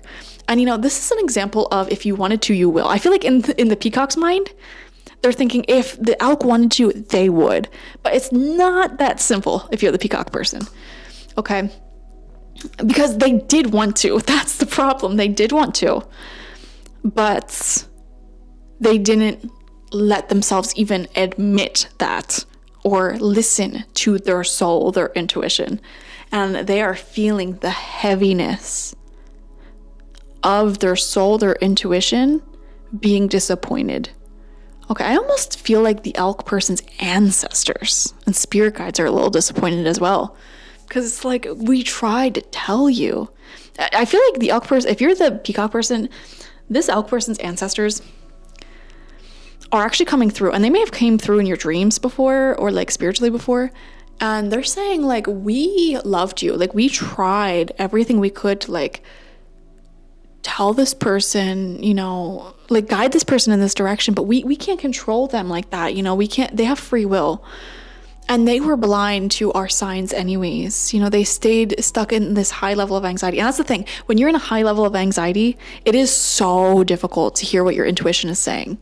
It's extremely difficult to see the signs all around you. So they were overthinking so much that, like, that overthinking, that fear is what made the decisions in this connection and what prevented them from committing and getting serious. You know, their fear is what kept them at this casual level. And, you know, I just feel like the elk person is psychologically a little bit complicated. And, you know, it's just a sad situation because it's like, here are two people who like each other a lot, who really enjoy each other and wanted to make it work, but it feels like one person in this connection had a hard time listening to that intuition, and they may have hurt the peacock person. And now the peacock you're in separation, and the peacock person is still hurt, you know, still resentful and defensive. You know, it's just a sad situation. So Spirit is saying this separation, this no contact thing, is healing the both of you. If you are the peacock person, here's what I want to say. You may be resistant to reaching out to this person. Knight of Swords in reverse. I feel like you want nothing more than to reach out to this person, to get that instant gratification of talking to them again. But you're really resisting that because you know your worth. And you know that you offered to compromise. You offered to have something serious, and they did not want that. They did not take that. So it's like, why would you reach out at this point, you know? So I definitely feel that for you guys. Like, if you are the peacock, like, you want nothing more than to reach out to this person, but, like, logically in your mind, you're like, that's not a good idea. Boundaries. So if that is your mode of thinking, Spirit's saying you're on the right path with that. And go back to the wisdom of Isa. Okay, this separation is good. You know, would you rather get that instant gratification of reaching out to them and nothing has changed and they're still the same and there's still the same problems, and it just makes your resentment, your anger, your frustration, your disappointment, your sadness even worse? No, you don't want that. So keep staying no contact. Okay, and one of two things can happen. One, they will have this anxiety calm down over time, and they'll be able to see where they messed up, where they went wrong here, and hear what their intuition was saying. And then they'll reach back out to a changed, healed person. Or two, they will keep following what their ego, their fear is driving them to do. They won't change, and they'll never talk to you again. Both case scenarios, for the peacock person at least, are a net positive. Okay. So if you're the peacock person, I would say, yeah, don't reach out. Maybe that may not be the best idea for you. Let them come to you if they want to. And in the meantime, the Chariot upright is saying, keep moving on with your life, with or without this person. Okay. Now, if you're the elk person, some of you guys may have already moved on, is what I'm saying here. And that's fine. All right. And, you know, I'm not saying the peacock person is perfect. Okay. You may have your reasons for moving on, or some of you guys are still emotionally stuck. I do see the anxiety card there. If you're the elk person, I honestly feel like the power's in both of your hands. Okay. The ball is in your court. If you're the elk person, though, that's what I want to say. The ball is in your court. If you want this to work out, you know, you need to listen to what your heart and soul is saying and go for it. You know, others of you who are the elk person, you may have moved on, and that's fine. That's valid too. And you can use this relationship as something that gives you wisdom, and knowledge that you can take into future relationships. All right, let's get your messages from the angels. So, peacock person, you have divine order. Wow. And look, there's the scales of justice, equal give and take. Archangel Raguel, everything is how it needs to be right now. Look past the illusion and see underlying order. See, if you're the peacock person, your spirit guides keep reiterating this fact that, like, this separation is necessary right now. okay? Because I feel some devastation almost from the peacock. It's like, we have yes with an exclamation point. You're on the right path, guys. I think you're already doing what you need to do. And then we have, yep, separation, time apart from your partners on the horizon. See, peacock person, your spirit guides are really, really reiterating this separation is necessary. I feel like the peacock person in this connection, like you need to, and look, we even see this, like they're both missing each other. They're both longing for each other, but it's like, if you're the peacock person, don't be the one to reach out to this person, is what I want to say. They need to come to you.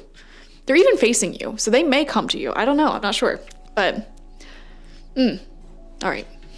Or like let them move on if they are moving on. All right. All right. For the elk person, we have life review. Exactly. This separation is triggering a huge life review for the elk person, which will be extremely healing. Like this is exactly what they needed. Archangel Jeremiah, take inventory of your life and resolve to change or heal anything that is unbalanced. Exactly. This separation is triggering a massive like wake up call in the elk person, and they will decide, what do I want for the big picture? You know? We have if you believe with the solar plexus chakra. This is confirmation. Like if you're the elk person, ball is in your court. If you want this relationship to work, you got to be the one to initiate it. The peacock person is not going to initiate. They want nothing more than to talk to you, but they're not going to be the one to initiate it because the ball is in your court. They're trying to maintain their self-esteem. Okay. Their self-respect. I don't know. The elk person must've been the reason why this relationship ended. I feel that very strongly. Okay. Because they didn't want commitment. They didn't want change. They didn't want compromise. They were the one to end things, and now they're feeling anxious, overthinking, did I make the right choice, blah, blah, blah, blah, blah. You were not listening to your intuition when you made this choice. That's my cat meowing. And we have playfulness. To recapture romance, allow your inner youthful spirit of fun to shine. Okay, if you're the elk person and you want to go back to the peacock person, yes, it will be serious. It will be intense at first. However, your advice is to prioritize, especially in the beginning, but like for the rest of your life, if you're going to be dealing with the peacock person, prioritize happy moments. Okay. You created a lot of edge, like dark energy, I guess you could say, in the peacock person. So if you are wanting to reconcile, I would highly recommend going on a lot of fun, playful dates, creating beautiful, happy memories together. Okay, like weekend getaways, fun experiences, to sort of fill the cup of this relationship back up, because the cup was emptied completely. Like the cup of good energy between you was emptied. So if you want to reconcile, you're being asked to like flirt, be playful, recapture that romance, be youthful. That would be how you fill your energy back up with this person. Because I feel like the elk person seriously has a concern that the peacock person just is very bitter and cold towards them. And I think one of their biggest fears is, well, if I reach back out to them and they're just sarcastic, they're biting, like whatever, like what if they just reject me outright? I feel like that's the biggest fear in the elk. So one thing I want to say is, if you are the peacock person and you want to reconnect with the elk person and you want them to come to you, when they do come to you, try not to be sarcastic or bitter or defensive. Try to be open to it. Try to be kind to them, because it's taking a lot within the elk person to reach back out to you when they do, if they do. Okay. And I'm not making promises that they will. It's still undecided. But, yeah. And if you're the elk person and you want to help heal the heart again of the peacock person, like re-earn their affections, playful energy is what you're being asked of. One thing I also want to say here, for some of you who are the elk person who have already moved on from this relationship, your spirit guides are kind of saying like, if you want to recapture romance in general with like someone else, again, tap into this playfulness. But you had the life review card. So it's like, if you're the elk person, clearly decide what you want right now. Okay. Do you want to reach back out to the peacock person and try making it work? Or do you want to move on? You're being asked to make this decision like right now, because you have a lot of anxiety. Okay. This peacock person is not going to wait around forever for you. So you're kind of, being asked to commit. Like, do you want to like be single for a while and then eventually move on? Do you want to be with the peacock person? Like, do you just want to move on right now? Like, what do you want to do? It's so weird because for a lot of you, I feel like no matter who you are, I feel for some reason that the elk person just like wants to be with the peacock person, but wants to be single for a while before they're with the peacock person, which is so frustrating for most people. But it's like a situation where it's like, oh, it's the right person, but I'm not ready for them yet. Like I just wish I could, pause this person and, when I'm ready, like we can be together. And I hate to break it to you if you're the elk person, but life does not work that way. Okay. So, oh my gosh. All right. I think you already know that life doesn't work that way. I hope. But we're going to get some final messages. I just want to see like what has the potential to happen in the future of this connection. So we're going to pick this from the Murder of Crows tarot. Right now, definitely strong prediction that a no contact separation may be what's currently going on, or at least a cold communication separation. We have the Seven of Swords. Wow. Yeah, right now you're looking after your own like selves, okay? Like very much like just protecting yourself. It feels like your ego. Yeah, Nine of Pentacles is clarifying that. Protecting your ego. That may also be a problem in this connection for both of you. I mean, the peacock person is like protecting their ego, showing off, trying to focus on them, trying not to, let this lack of, the elk person's desire for something deeper, like choosing them and their compromise, whatever, that may have hit their self-esteem a little bit. And they're just trying to focus on them and, make themselves beautiful. I'm literally seeing like focusing on their appearance and selfies and all of that, like just making themselves feel good again after like what feels like a rejection. Okay. And then the elk person, like you just need to get your crap together. I don't know what to tell you. I feel like you were already in this state of like focusing on yourself, and life handed you the opportunity to focus more on relationships, and your soul was like, yes, and you did not follow it. But you both seem to be focused on like your hobbies, yourself, your appearance, etc., trying to boost your self-esteem. Let's see what else comes out. And I just saw the number 334. Whenever I see a number that's like almost a repeating number, like 334 or like 112, that always gives me the sense that something's off, like someone did not follow their intuition properly, like they were out of alignment with their intuition. And again, I feel like it's the elk person. It's like if you're the peacock person watching, like you may have totally gotten the sense like, okay, this is a soulmate, like we're meant to be together, blah, blah, blah, blah, blah. You may have even envisioned like strongly like having kids with this person or a family or like marriage. And that may be a vision that you have never had with anyone else, or like you're surprised at how quickly that vision came through. Like it almost felt like it was supposed to happen, but then it didn't. And it's like, what the heck? Like it's almost like the elk person didn't fulfill their end of this soul contract that you could have sworn existed. That's what I'm feeling here. We have the Eight of Cups. Okay, this is moving on. This is walking away. Wow. It's coming out twice now. Following your intuition.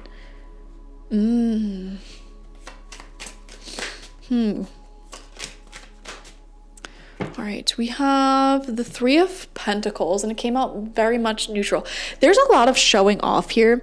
Like I said, it feels like at least the peacock person here maybe showing off or like wanting to like low-key get the attention of the elk person by like succeeding in life, glowing, thriving, etc. There's a need to work better as a team if this were to reconcile. Let's see, where's this going in the future? I see you both trying to like focus on like making your life as stable and glowing and good as possible. We have the Knight of Pentacles, okay? focusing on the long-term future. Okay, I definitely feel like this elk person has had a wake-up call from this relationship and is going through a life review as we speak. Like, what do I want in my life? Where do I want to move forward? The Knight of Pentacles is not moving forward. However, he is this the Knight or is this the Page? I'm not sure. That may be the Page of Pentacles, actually. Is it? This is an interesting oh yeah, this is the Page of Pentacles. Okay. All right. Yeah. All right. There may be, I'm not trying to get you guys excited. All right. There may be an offer coming up in this connection. Okay. This is weird. Okay, we have the Ace of Pentacles. Oh wait, no. This is not the Ace of Pentacles. This is the Magician. All right. There's a wish fulfillment. I need more cards. I feel a prediction, but I don't want to say it until I'm like sure. I almost feel two distinct future paths. Okay. One is where the elk person decides, I want this, and I'm going to come forward with an offer to the peacock person of commitment. Because they changed their mind because they were able to listen to their intuition, which would also be represented by the Eight of Cups. But then, and I also feel like this is why there's two Eight of Cups, because they're showing like the two like parallel realities, alternate realities that exist in the future. There's that one where they come forward to the peacock person with an offer of commitment. And then there's another future path available here where they decide to move on. And they get some sort of, it feels like a job opportunity or move. And it could be like a move somewhere else, like far away, or like some sort of job opportunity, whatever. And then they like just move on in general. So this is a difficult reading to have a prediction for, because I feel these two future paths so strongly. It's almost like 50-50 energy, which is very frustrating for the peacock person. I know, and you're impatient. But Spirit's saying no matter which one happens, you will be happy, okay? Because if they come back a changed person, that's great, and if they move on, that's great too, because you'll move on as well. So, wow. And we see assertiveness here as well. I think the answer will be very clear to you in time, but Spirit's saying for right now, we definitely need you guys to be in separation, because the elk person needs to review their life and decide what they want. And, that may take some time. I'm not sure how much time, but, I was just saying, was I saying it to you or the previous group, as we move through like astrology, the different moon cycles, the changes in the planets, it gives us more clarity on things. So, because there's different energies. I want to get more cards here. Oh, Spirit, is there any indication of what the elk person is going to decide? Oh gosh. We have the Ten of Pentacles. So this is actually longevity, commitment, family. Oh gosh, I don't want to give you guys false hope if you're the peacock person and say, I just feel like the elk person is coming. Okay, here's an idea. If you're the elk person, I want you to comment down below. What are you thinking of doing? Are you going to go back to this person or are you going to move on? I want to know from you. If you do move on, I do see you moving towards a lot of money and wish fulfillment, manifestation. Okay, if you do move back towards this person, I do see family, longevity, home, and also money. So there's happiness either way for both of you, whether you move on or get back together. It's just a matter of like what you want in the long term. This is a frustrating reading, but it's like funny because it's like no matter what happens, you'll be happy. We have the Nine of Cups reversed and the King of Wands reversed. That's the King, right? Yeah. Nine of Cups, King of Wands, both in reverse. I feel like someone has a lot of passion. You both have a lot of passion towards each other, and you're not happy being in separation. I do feel that. And I even saw that in the separation card. Like, look, your hearts both long to be with each other. Like, no one's happy in this separation, neither of you, you know? So yeah, but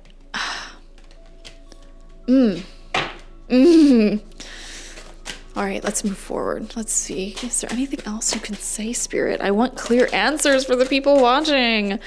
We have the Eight of Swords, not knowing which way to go, overthinking. That anxiety is getting in the way of a clear-cut decision being made in this relationship. We have the Devil in reverse. Okay, there's a lot of lust between you guys. There's a lot of passion between you guys. I am seeing that. I mean, like, literally just look at this card. Straight up. Like, this is someone in this connection may be constantly like thinking, if you guys ever did like oral together, someone or both of you in this connection can't stop thinking about that. But the Devil in reverse is actually a really good sign of breaking out of the toxicity that created the separation, breaking out of the problems of feeling stuck, the mental health issues that had you feeling stuck in this connection. Wow. All right. I feel like I do have clear answers though. The Elk person, your job right now is to do a life review, decide what you want, and make that decision very clear. Okay, to yourself and to this person. If you're not in contact with this person anymore, like, you simply making the decision to move on will be energetically felt by the Peacock person anyways. So you need to make a clear decision and make it a decision from your soul, from your heart. Okay. Your mind is overthinking so much. You have so much anxiety. So really get in touch with your intuition. If you're the Elk person, what I would recommend doing is actually doing a lot of meditations using the solfeggio frequencies. Look up the 9 frequencies and decide which one you most need, and literally just put on some headphones, meditate, and literally meditate on it, you know? Clear your mind, set the intention before the meditation to just figure out what you want in life, like what your future path is going to be, what your next steps are going to be, and just lay down, sit down, listen to the music, let your mind clear, and let the answer emerge. Or call upon your angels and ask them to help you make a life plan. I'll do a life review. Actually, what was this angel here? Yeah, Archangel Jeremiah. Call on him / her to, I believe that the angels are neutral gender entities, to help you do a life review, take inventory of your life, and to resolve or change or heal anything that's unbalanced. Right now, you're unbalanced. You have too much anxiety over this. You need to make a decision. So call upon this angel or your spirit guides to help you make said decision. And if you're the Peacock person, like I said, what you need to do is go on YouTube and find some heart chakra meditations or frequencies, put some headphones on, meditate on cleansing your heart space, okay? And lessening your resentment, okay? You may benefit from, I forget the name. It's like a Ho'oponopono. It's a Hawaiian name, or Polynesian name. It's a certain meditation. It's like, thank you, I love you, please forgive me, something else. All right, go look it up.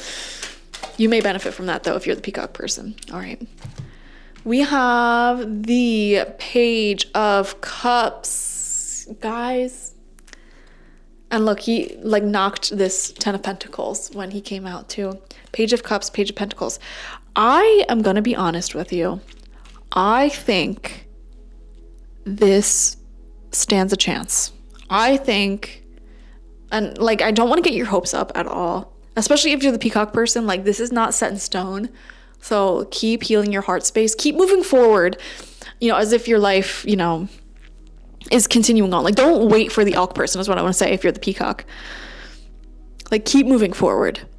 However, I do feel like this can be successful. And if you're the Elk person and you want to reach back out to the Peacock, I feel like they are open and available for it. Okay, even if they're a little sassy, even if they're a little resentful, even if they're a little bit stabbing, I know that their heart is open to this. They still have hope that you're going to reach out. Okay, so I feel like with that being said, and these 2 pages coming out, the page of commitment and the page of love, like, there is so much potential for reconciliation here. Wow. but it's undecided, which makes me anxious. Anxiety. I feel the anxiety from both of you. And we have the 8 of Pentacles in reverse. Yeah, it's going to take some work to rebuild a connection here, especially if you're the elk person. You had the playfulness card to say, like, put in the work to recapture romance and good feelings. You know, when you guys get back together, if you get back together, there may be some difficult conversations you need to figure out. There may be some issues you need to overcome. Like we were saying with the peacock person, you were worried because it's like, even if we got back together, there is multiple issues that we would need to heal and overcome. So is it even worth it, like having this hope in my mind? And the answer is, yeah, there is going to be issues you need to overcome together. However, Spirit is saying, your angels are saying, you can do it if you want to.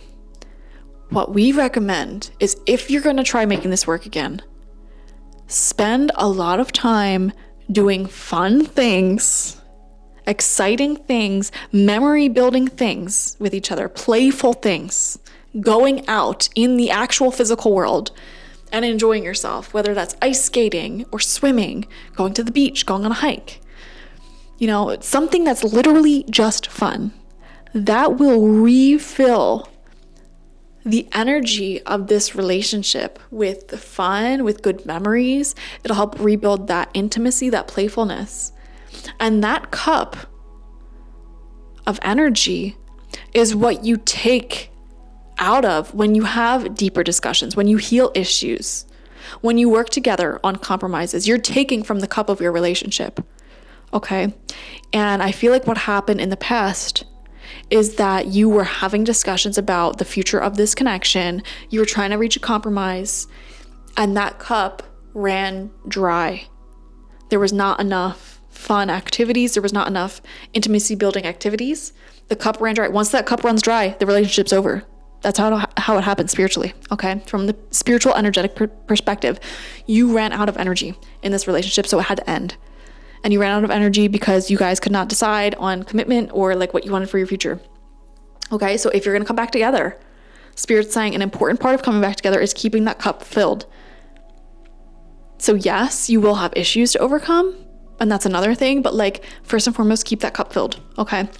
So that is your reading, guys. Thank you for joining me. I would love if you comment which side you were and your perspective on things and like what's going on in your relationship, okay?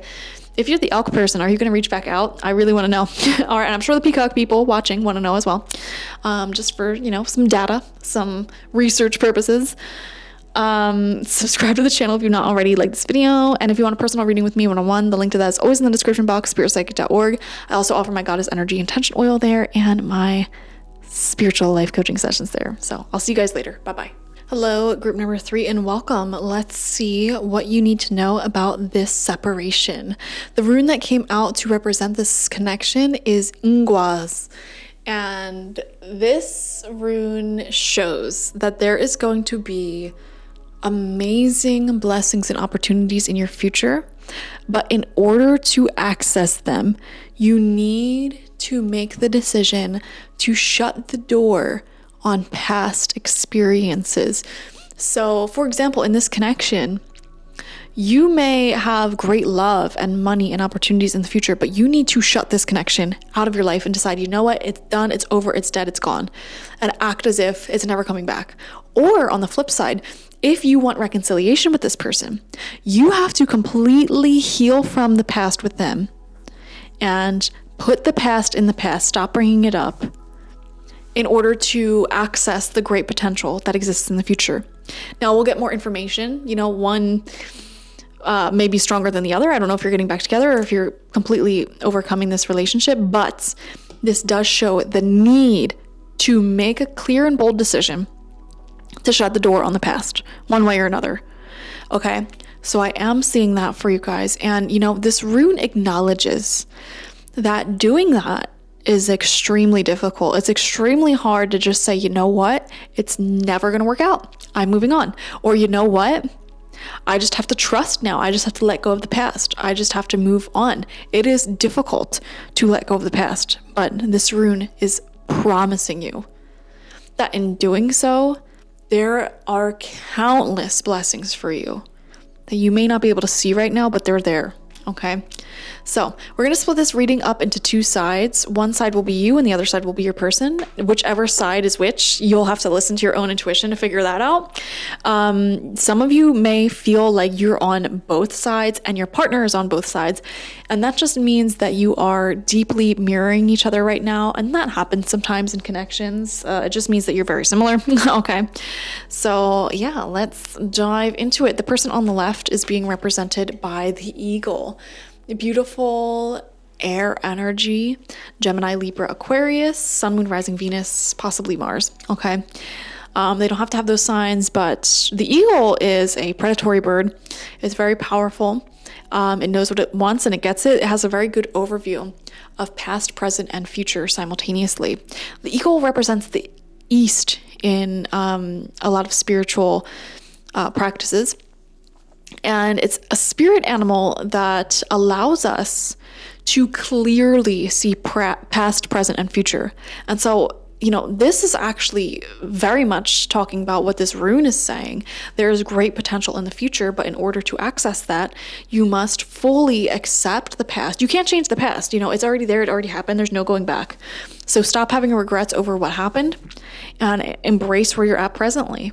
And once you start embracing where you're at presently, those blessings in the future open up for you. So that is the wisdom of the eagle. And there's also a strong protective energy that comes with the eagle spirit as well.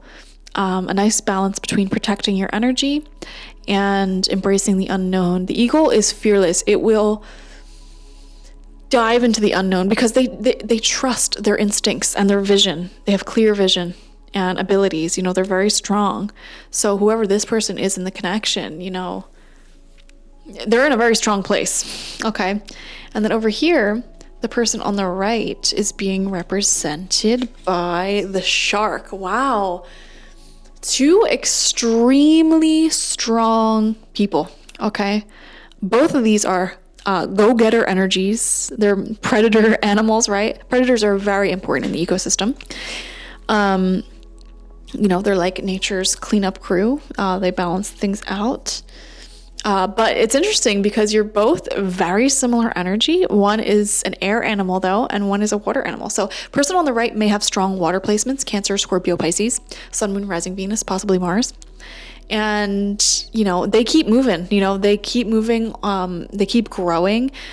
Being represented by the shark spirit is also very strong because it shows this, again, go-getter attitude, constantly on the move, constantly growing in life, and really in the present moment, following their instincts.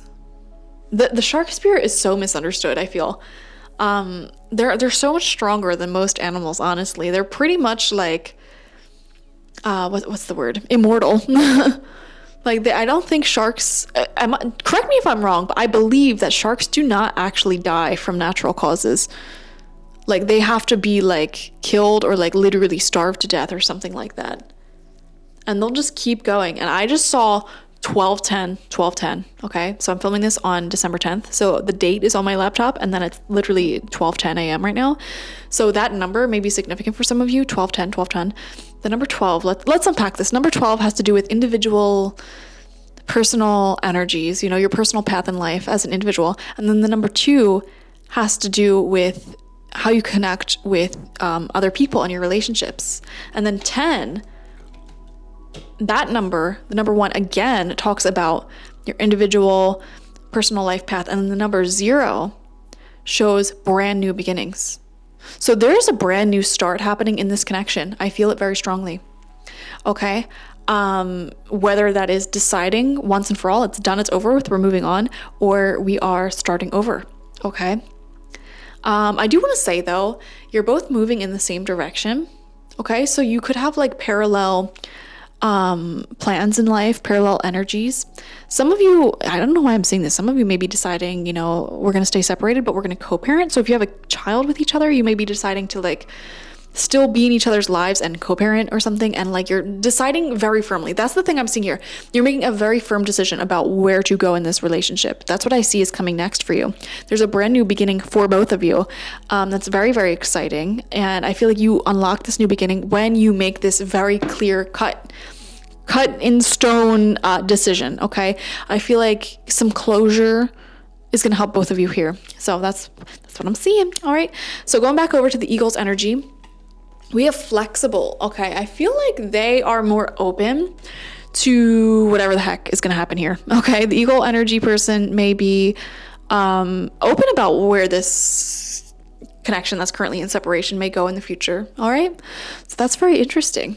And then over on the Shark side, if I can pick it up, we have clean it up. Okay. They may, and you know what, the Shark energy does kind of clean up the ocean, you know, of excessive fish. But I feel like, I don't know why I want to say like they're cleaning up their life. They are organizing things. You know, this is a connection where I feel like both people actually want closure. And notice that there's just all of these cards have a lot of movement going towards the right, you know, and this is facing the right, this, and this one is even like pointing her feet to this side too. So it feels like things are flowing in a certain direction in this connection. There may be some issues from the past that the Shark person in this connection wants to clear up.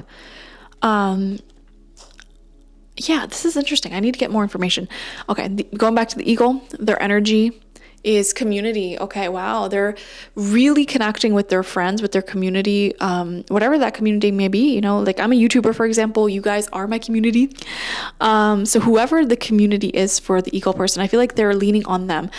There's a strong, this is corny, but there's a strong degree of independence about this Eagle person. And I feel like they're okay whether they're separated from the Shark person or together, because they have their own friends, their own life essentially. And they know that even if they stay single, like they're going to be fulfilled with whatever the heck they're doing.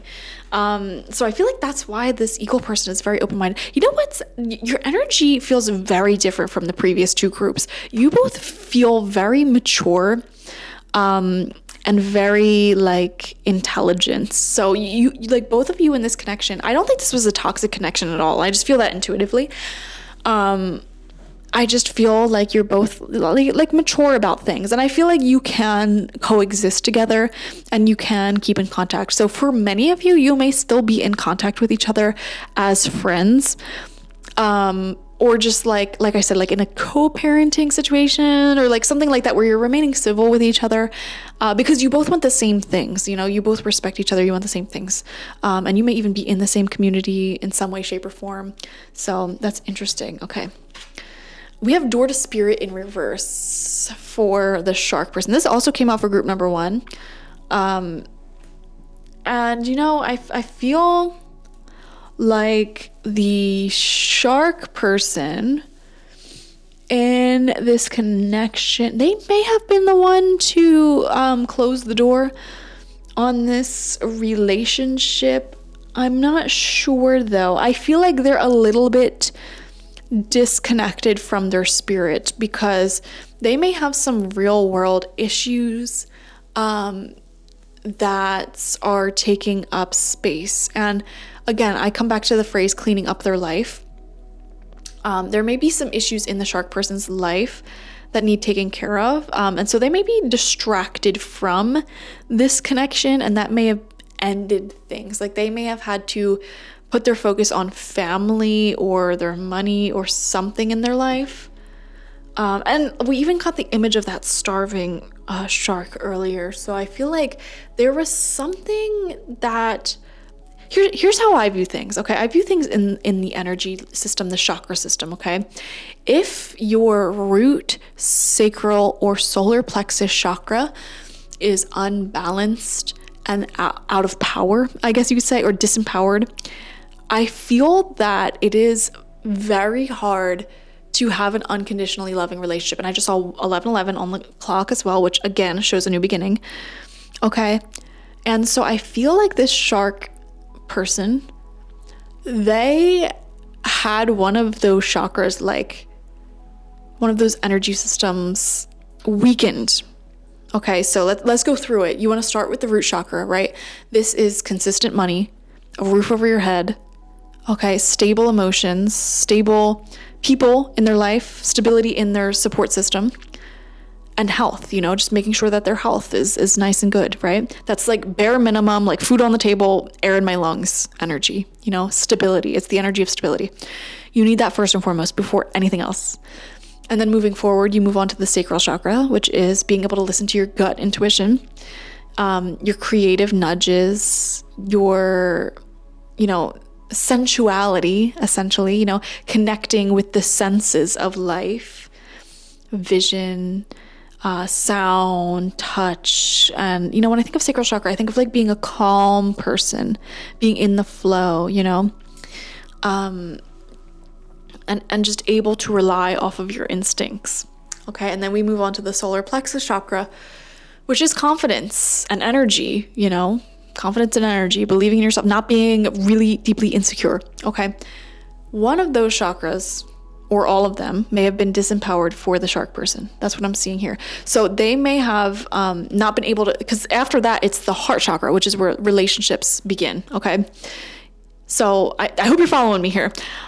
Without that personal sense of stability and security, it is very difficult to maintain healthy connections. It's not saying that like you're going to be alone, but it's like, it's a lot more difficult to have healthy, unconditionally loving, peaceful, harmonious relationships when you are personally struggling in that level. You know what I mean? Like, for example, if your root chakra is messed up, you may like literally not even know where your next meal is going to come from.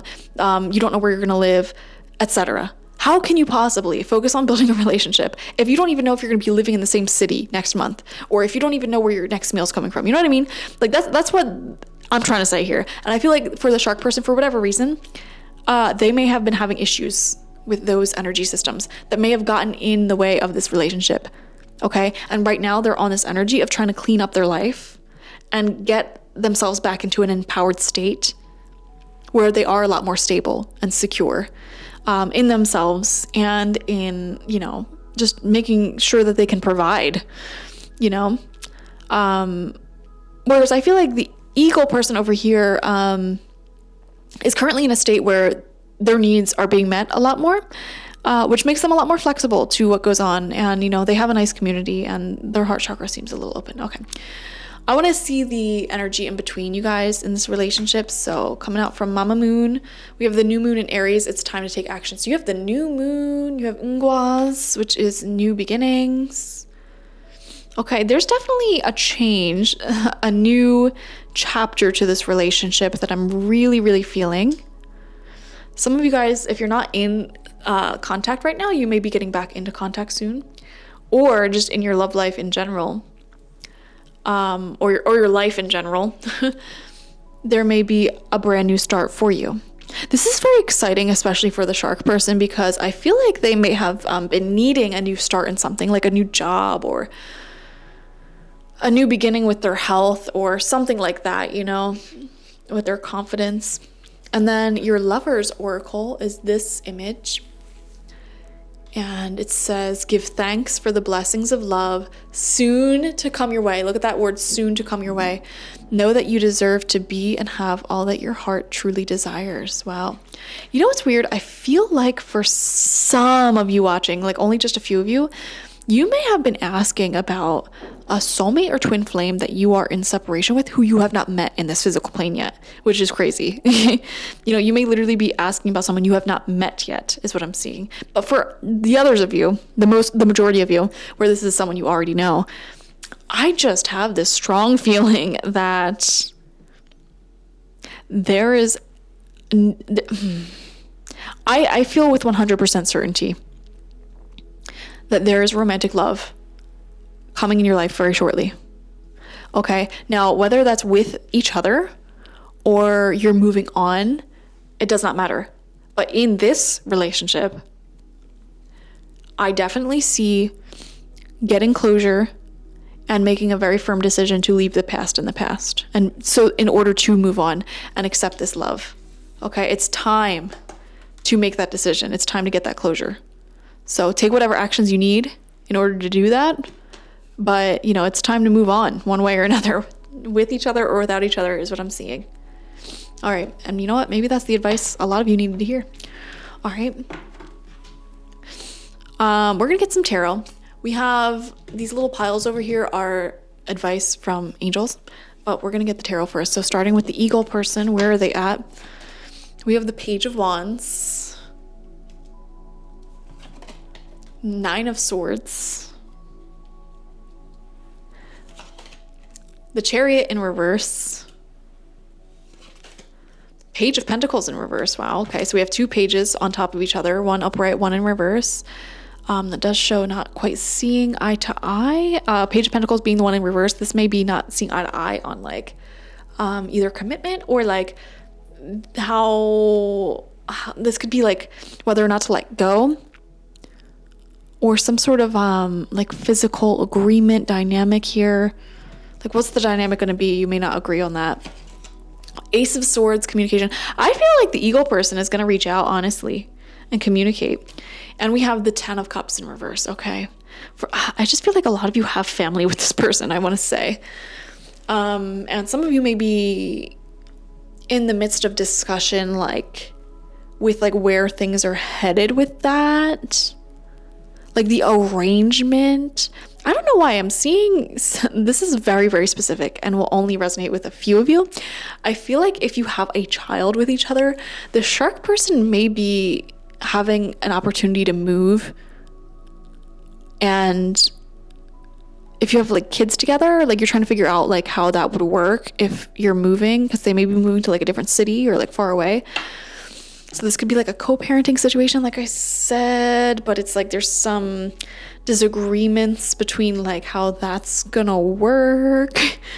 Another thing that I'm seeing here, I don't know why I keep seeing the energy of moving versus staying where you're at. I keep wondering, like, is someone literally moving away and that's like the closure you need? Like, okay, this is definitely not gonna work then. Or what?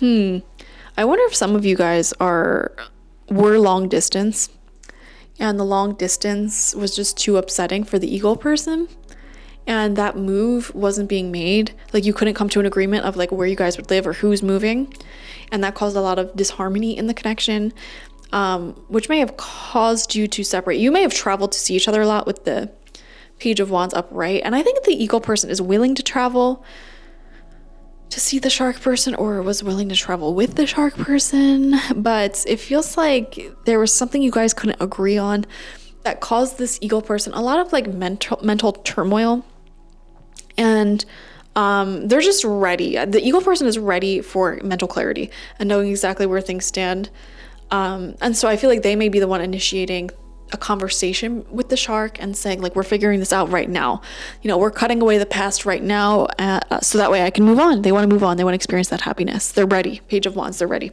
All right, and then over on the shark person's energy and where they're at, we have the Ten of Wands in reverse. This confirms what I was saying earlier. They cannot focus on this connection or a connection because they have too much going on in their life, and like their energy needs some work. Like they're not there's just a lot going on, okay, and they're trying to like clean up their life in a sense. Like their lower chakras are needing some work right now, essentially. The Devil reverse, exactly. They're trying to get out of a bad place in life, and I think they're succeeding at that, and they will continue to succeed in that. We have Justice in reverse. Yeah, they feel like they can't do this relationship justice. They couldn't make a certain change that needed to happen, such as a move or like really focusing on this. I almost feel like they felt like I can't do this connection justice right now because I'm busy healing something or breaking out of really negative life circumstances, whether that be like recovering from an addiction, an illness, financial troubles, confidence issues, something like that. I don't know. It could be anything. Also, whenever the Devil comes out in reverse, it does give me a lot of lust as well, a lot of attraction that they have towards the eagle. Okay. We have the Star, which again shows that attraction. And this shark person is really focused on goal acquisition and like bettering their life at this time. We have the Three of Cups. Oh, that's interesting. You guys have the same, like, community. Three of Cups are like the same card. You guys are probably like still in contact, still friends, still friendly. You may even contact each other a lot, I feel. And we have the Nine of Wands. Interesting. Yeah, they're hurt. They're hurting. The shark person is at a place in their life where they really need to just like get their own crap together. This is a very interesting connection because I feel like the energy is so friendly between you guys. There's like almost no hard feelings here. Because you understand why things couldn't work out with each other. Like the shark person couldn't do justice to this connection. It felt like they had too many like work or like ties. They had ties to something else, and they couldn't like move towards or in the direction of the eagle, it seems. But they love their energy. I think the platonic foundation of this relationship is really good. Like the conversations you guys have feel really good. The energy's there. So let's see what your advice is. So if you're the eagle person, your angels are giving you advice. They're saying hello from heaven. Archangel Azrael, your loved ones in heaven are doing fine. Let go of worries and feel their loving blessings. So this is just like a, hey, what's up? Hello. From your spirit guides, we have success coming through. Okay, there will be happiness, there will be success, as we talked about with Ingwas. Okay, there is a successful outcome here, one way or another. And some final clarity is coming into this connection. Some closure is coming into this connection, and you're letting go of the painful feelings that may happen from the past. And I feel like the shark person here is also overcoming any issues that they were having in the past as well. So you're both like improving your life, it seems. Like as time goes on, like you're really both getting better in life. And we have deception coming out with the eagle. Someone is wearing a false self mask in this relationship. You know what it is? I think the eagle person here actually does not share with the shark person any remaining feelings they have of sadness over this relationship, like disappointment that it couldn't like move forward. Because here's the thing, I feel like on the surface the energies here are very happy, friendly, whatever, but the eagle person low key still is like open to this connection, a little sad that it couldn't work out, flexible to any change that happens. But they don't let that on. Like they don't show that to the shark person at all. This may be a connection that ended a while ago because the energy doesn't feel super duper emotional, like angry, upset, disappointed, whatever. So this may be something that has been not together for months or maybe even years, okay? And I think the eagle person here may hide some lingering feelings, like they have not 100% moved on. So that's really interesting. Okay. Moving back over to the shark person. Your advice is overcoming difficulties. Exactly. That's what you're doing right now. Archangel Jeremiah, the worst is now behind you and you are surmounting any previous challenges. I feel like the issues that separated you in the first place, the shark person is overcoming them at this time. Okay. And then communicate clearly is your advice if you're the shark person as well. So keep communication very clear and open with your eagle person. Communicate what you want, communicate what you're doing. And then you have, this could be the one. You've already met the romantic partner you seek.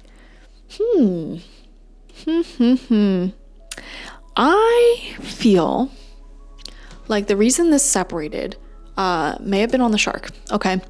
And I feel like those issues that separated you two are being worked through as we speak. And they're coming to a close. And I feel that the shark person on their mind may be considering,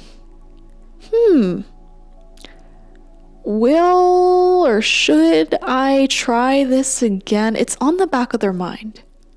This is interesting. Now, the difficulty, the challenge that's being overcome here, it may not be 100% overcame yet. For example, let's just say like the shark person had to move far away to go to school.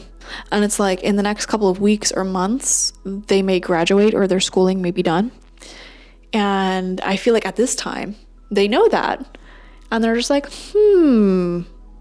I wonder, there's this thought. And the ego person may be intuitively, psychically picking up on that thought bubble that's in the shark person's mind.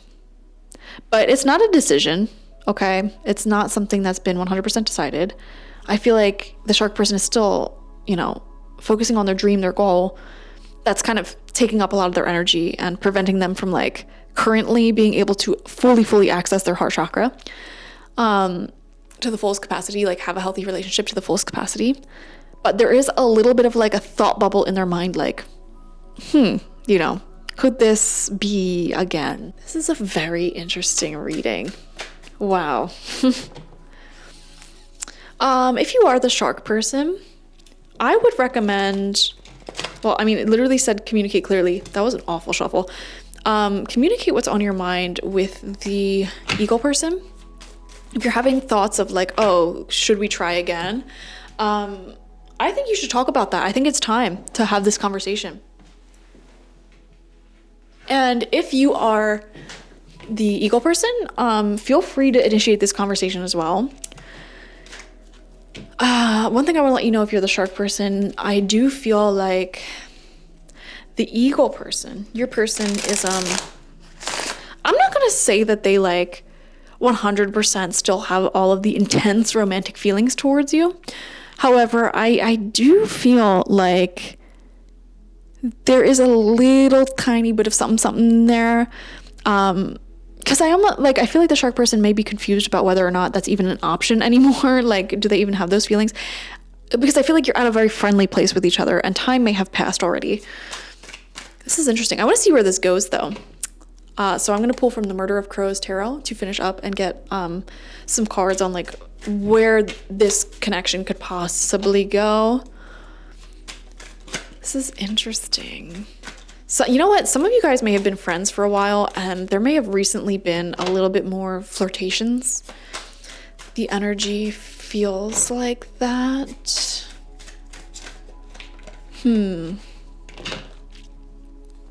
Let's see.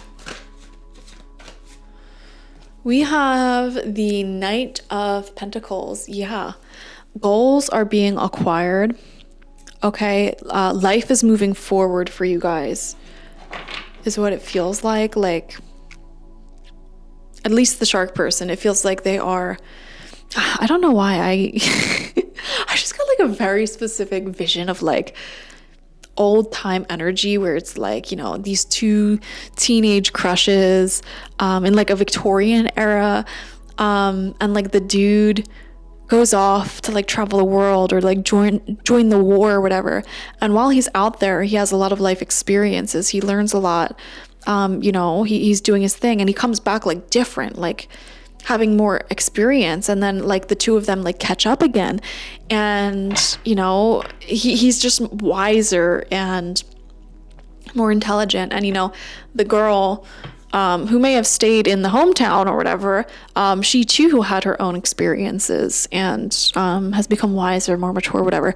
So I don't know why that vision just popped in my head, but and then like in this vision it's like, they reconnect, they talk, and they're seriously impressed by how time has changed the both of them. So I don't know, guys. I'm getting that.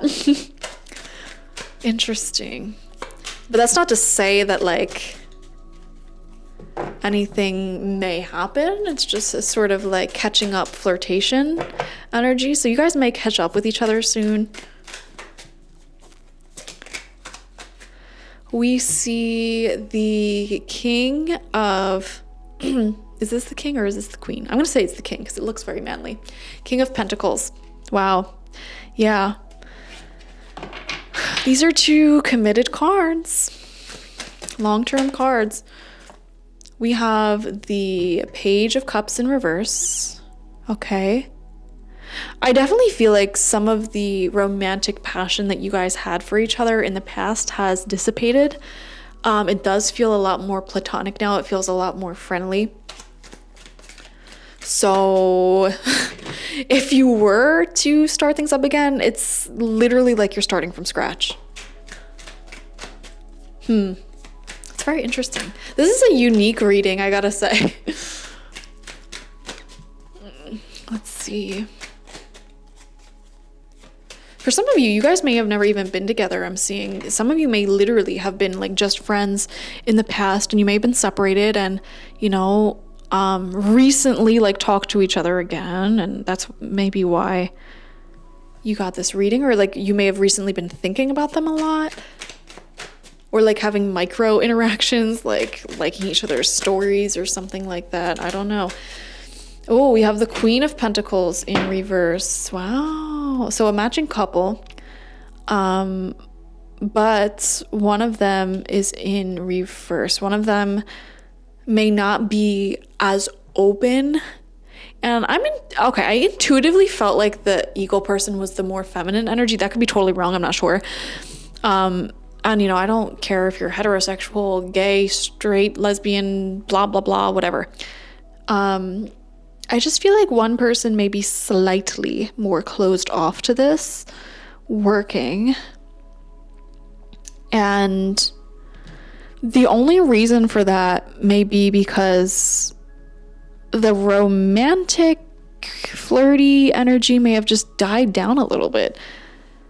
Or, you know, it may be one of those situations where during the separation, someone may have saw someone else, like, you know, dated someone else, and that someone else maybe, like, I'm just being honest, maybe was a little bit more passionate, affectionate, flirty, all that jazz. Whereas this connection, it feels very practical, very grounded, very regal. You know, I feel like someone, and I'm not 100% sure on who it is, during the separation saw someone else. And, you know, they may have realized like how good that felt to have that sort of passionate element.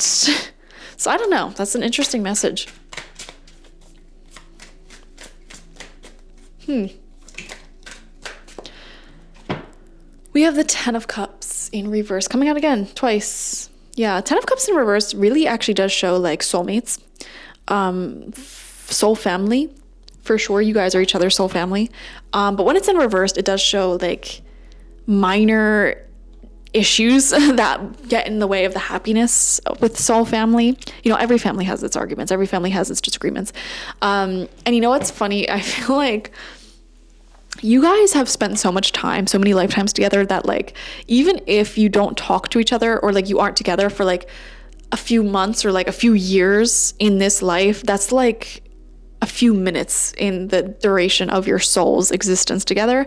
And so your souls may actually recognize like a complete and utter separation for like months or years to literally just be like a little blip, you know, a little moment in your history that's temporary. The Ten of Cups reverse, the good side of this is that the problems that exist in this relationship are temporary. So that's really interesting. Wow, this is an interesting reading. I almost feel with the Three of Cups coming out twice for you guys that you guys, I just don't see you ever truly going into complete and utter separation. I almost feel like you're going to keep things friendly for possibly the rest of your lives. You know, like I don't really foresee you guys completely blocking and cutting each other off. It feels very mature. It feels like the platonic connection is such a strong foundation that the two of you shared and still share. So it's like no matter what happens, whether we're together or not, we'll always be friends, you know? You're giving EFF energy. All right. We have Temperance coming out. Wow. Tempering out strong feelings. I think there has been some time that you were separated, and that time has gave you the beautiful gift of calming the heck down, okay? I almost feel like a lot of the more passionate, fiery issues that were an issue in the past, they have completely died down. And that's why Ngwas is coming out, because it's like, it's time to shut the door on the past, because those emotions have cooled down. They've calmed down. So I know a lot of you guys who watch pick a card tarot readings hate whenever tarot readers say divine timing, divine timing. The spirit of time gives you some of the biggest blessings of your life. The spirit of time heals you, heals all wounds. And the spirit of time is your friend, guys. They have given you the gift of healing this relationship and allowing the two of you to calm the heck down and return back to each other, seeing each other with neutral eyes, with clear vision, with unconditional love. That's what time has given you.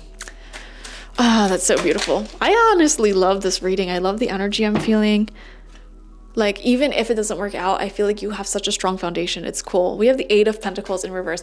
This is the only thing. Like, if you want to get back together, I do feel like it will require a little bit of work. And in particular, like, I don't know who it is, but someone here needs more excitement, like more romance. Because the two of you together just feel very, like, I don't even know how to put it, like, not romantic. I'm not sure. It might be the shark that's not the romantic one. I'm not sure, though. All right, moving on. Or you would just need to adjust to the dynamic again, because you may have experienced something different during the separation. All right. What lies in the future of this relationship? 9 of Swords. Okay. This is a card of anxiety. This is a card of late night thoughts, struggles. You know, this is a weird message, but I feel, so you guys have this strong platonic foundation, right? I feel like this may be something that already happened or is going to happen. And I'm not trying to scare you with this, but I feel like someone in this connection, and actually 9 of Swords, it'll be the eagle. I feel like the eagle person in this connection is going to go through some sort of trauma or some sort of very negative life experience. And again, this may have already happened, so I'm not trying to scare you guys. And they communicate about it to the shark person. They open up to it about the shark person and let them in, because, you know, they may be like randomly talking again, or like you guys may still have that platonic connection. And that opens up the door a little bit to that emotional vulnerability again. And that may open the door up to becoming closer again. You know, this eagle person sharing something difficult that they've been through. It may trigger all of the protective, more masculine energies within the shark again. Like, I need to protect them. Like, I want to be by their side. I just want to hug them. I just want to hold them. I just want to support them. I feel like if something like that happened recently, where you opened up, if you were the eagle person, if you opened up about something more negative, I feel like that stirred this romantic energy within the shark person. And you woke up not old feelings, but like that romance within them again, I guess you could say. Like, they went from platonic to, oh my gosh, my heart is like beating for the eagle person once more. And now that's why they're thinking like, couldn't this possibly like be able to work out again? That's interesting. And if you didn't open up directly to them, you may have like posted something online, or I don't know. Interesting. Or may have been in the news, like if you're from a country or a place where there was recently like a big tragedy or something. I don't know. We have the Page of Wands upright. Okay. Passion is resparked. Passion is reignited. Flirtation is reignited. I'm telling you guys, there's something being sparked again here. It feels. We have the 5 of Wands. Okay. There is resistance. I feel resistance from someone here. Like I said, like it feels like you guys spent time apart, right? And things went very platonic. Like you lost the attraction towards each other. And I do feel that how do I even put this? It's almost like you both have like 10% attraction to each other now. You know, it's there a little bit, but there seems to be some resistance. I don't know. Someone in this connection may be concerned like, oh, well, you're just not romantic though. Like I want that romance. Or there just may be, like we said with earlier, like a not knowing how the dynamic would work out, like the literal physical dynamic, like, well, how often will we see each other? Where will we live? How will this unfold? You know, that is what is the concern here. Okay. Someone is, and it feels like the feminine energy, and I don't know who that is. It could be you, it could be them. I don't know. Is what's concerned about that. Like, okay, well, how is the dynamic going to be this time around if we keep igniting this energy in each other? So yeah, okay, let's get some more info. I definitely feel like the past has been fully healed though. I'm surprised the 5 of Cups hasn't come out in reversed because that's what this feels like. All right, let's see. Just 3 more cards. We have, wow, Ace of Cups. There's a new emotional beginning here. There's a new spark again. Feelings were stirred up again here. Specifically in the shark person. And you know what? I feel like this eagle person, their feelings never 100% died. And so they still have that little spark here. The Ace of Cups shows a new beginning. And you have the new moon. You have Ingwas, which is the rune of new beginnings. Like, this is crazy. I feel like time was really on your side in this connection. You know, you spent your time separated, focusing on your own stuff. Yeah, I literally said, spent your time separated. 2 of Cups comes out in reverse. And look at that natural progression. Ace of Cups to the 2 of Cups. Even though the 2 of Cups is in reversed, like this is positive forward movement, overcoming the past. Okay, oh gosh. I feel like this separation is sort of reaching a new chapter. And there are concerns here. There are challenges that need to be overcome because there's fears around, will this be an equal balanced relationship? Okay, will we both be giving equally? Will the dynamic work out in that way? Can we prevent this from being codependent or toxic? And, or should we just like leave? You know, should we just not open up that door? There's a flirty energy, like a possibility here that I'm feeling. Like, do I move on entirely? Or do we reignite this? Wow. Ace of Cups, 2 of Cups reverse. What strange cards to be next to each other. It feels new. Like a new potential, but there's hesitation. And it's again like a small little stirring of feelings. Again, that has you make a very clear decision. Okay, what are we doing here? Ending it completely or what? What's the dynamic? I feel like that's the big question. What is our dynamic going to be? Oh my gosh, of course your last card flew across the room. Let me see if I can grab it. All right. Queen of Swords in reverse. Tricky reading. I feel like whoever the feminine energy is in this relationship, in this connection, the ball, or you hold the power, okay? You hold the power, balls in your court, I want to say. Well, not balls in your court, but like you hold the power here, okay? The decision-making power. And I don't know. All of these readings today were a little bit frustrating because the energies in every single reading seem to sway back and forth from like reconciliation to, I don't know if I want that. I think if you are to make this work, you both need to uphold your boundaries of like what you want, what you need, and communicate that. Communicate clearly. All right, that card came out.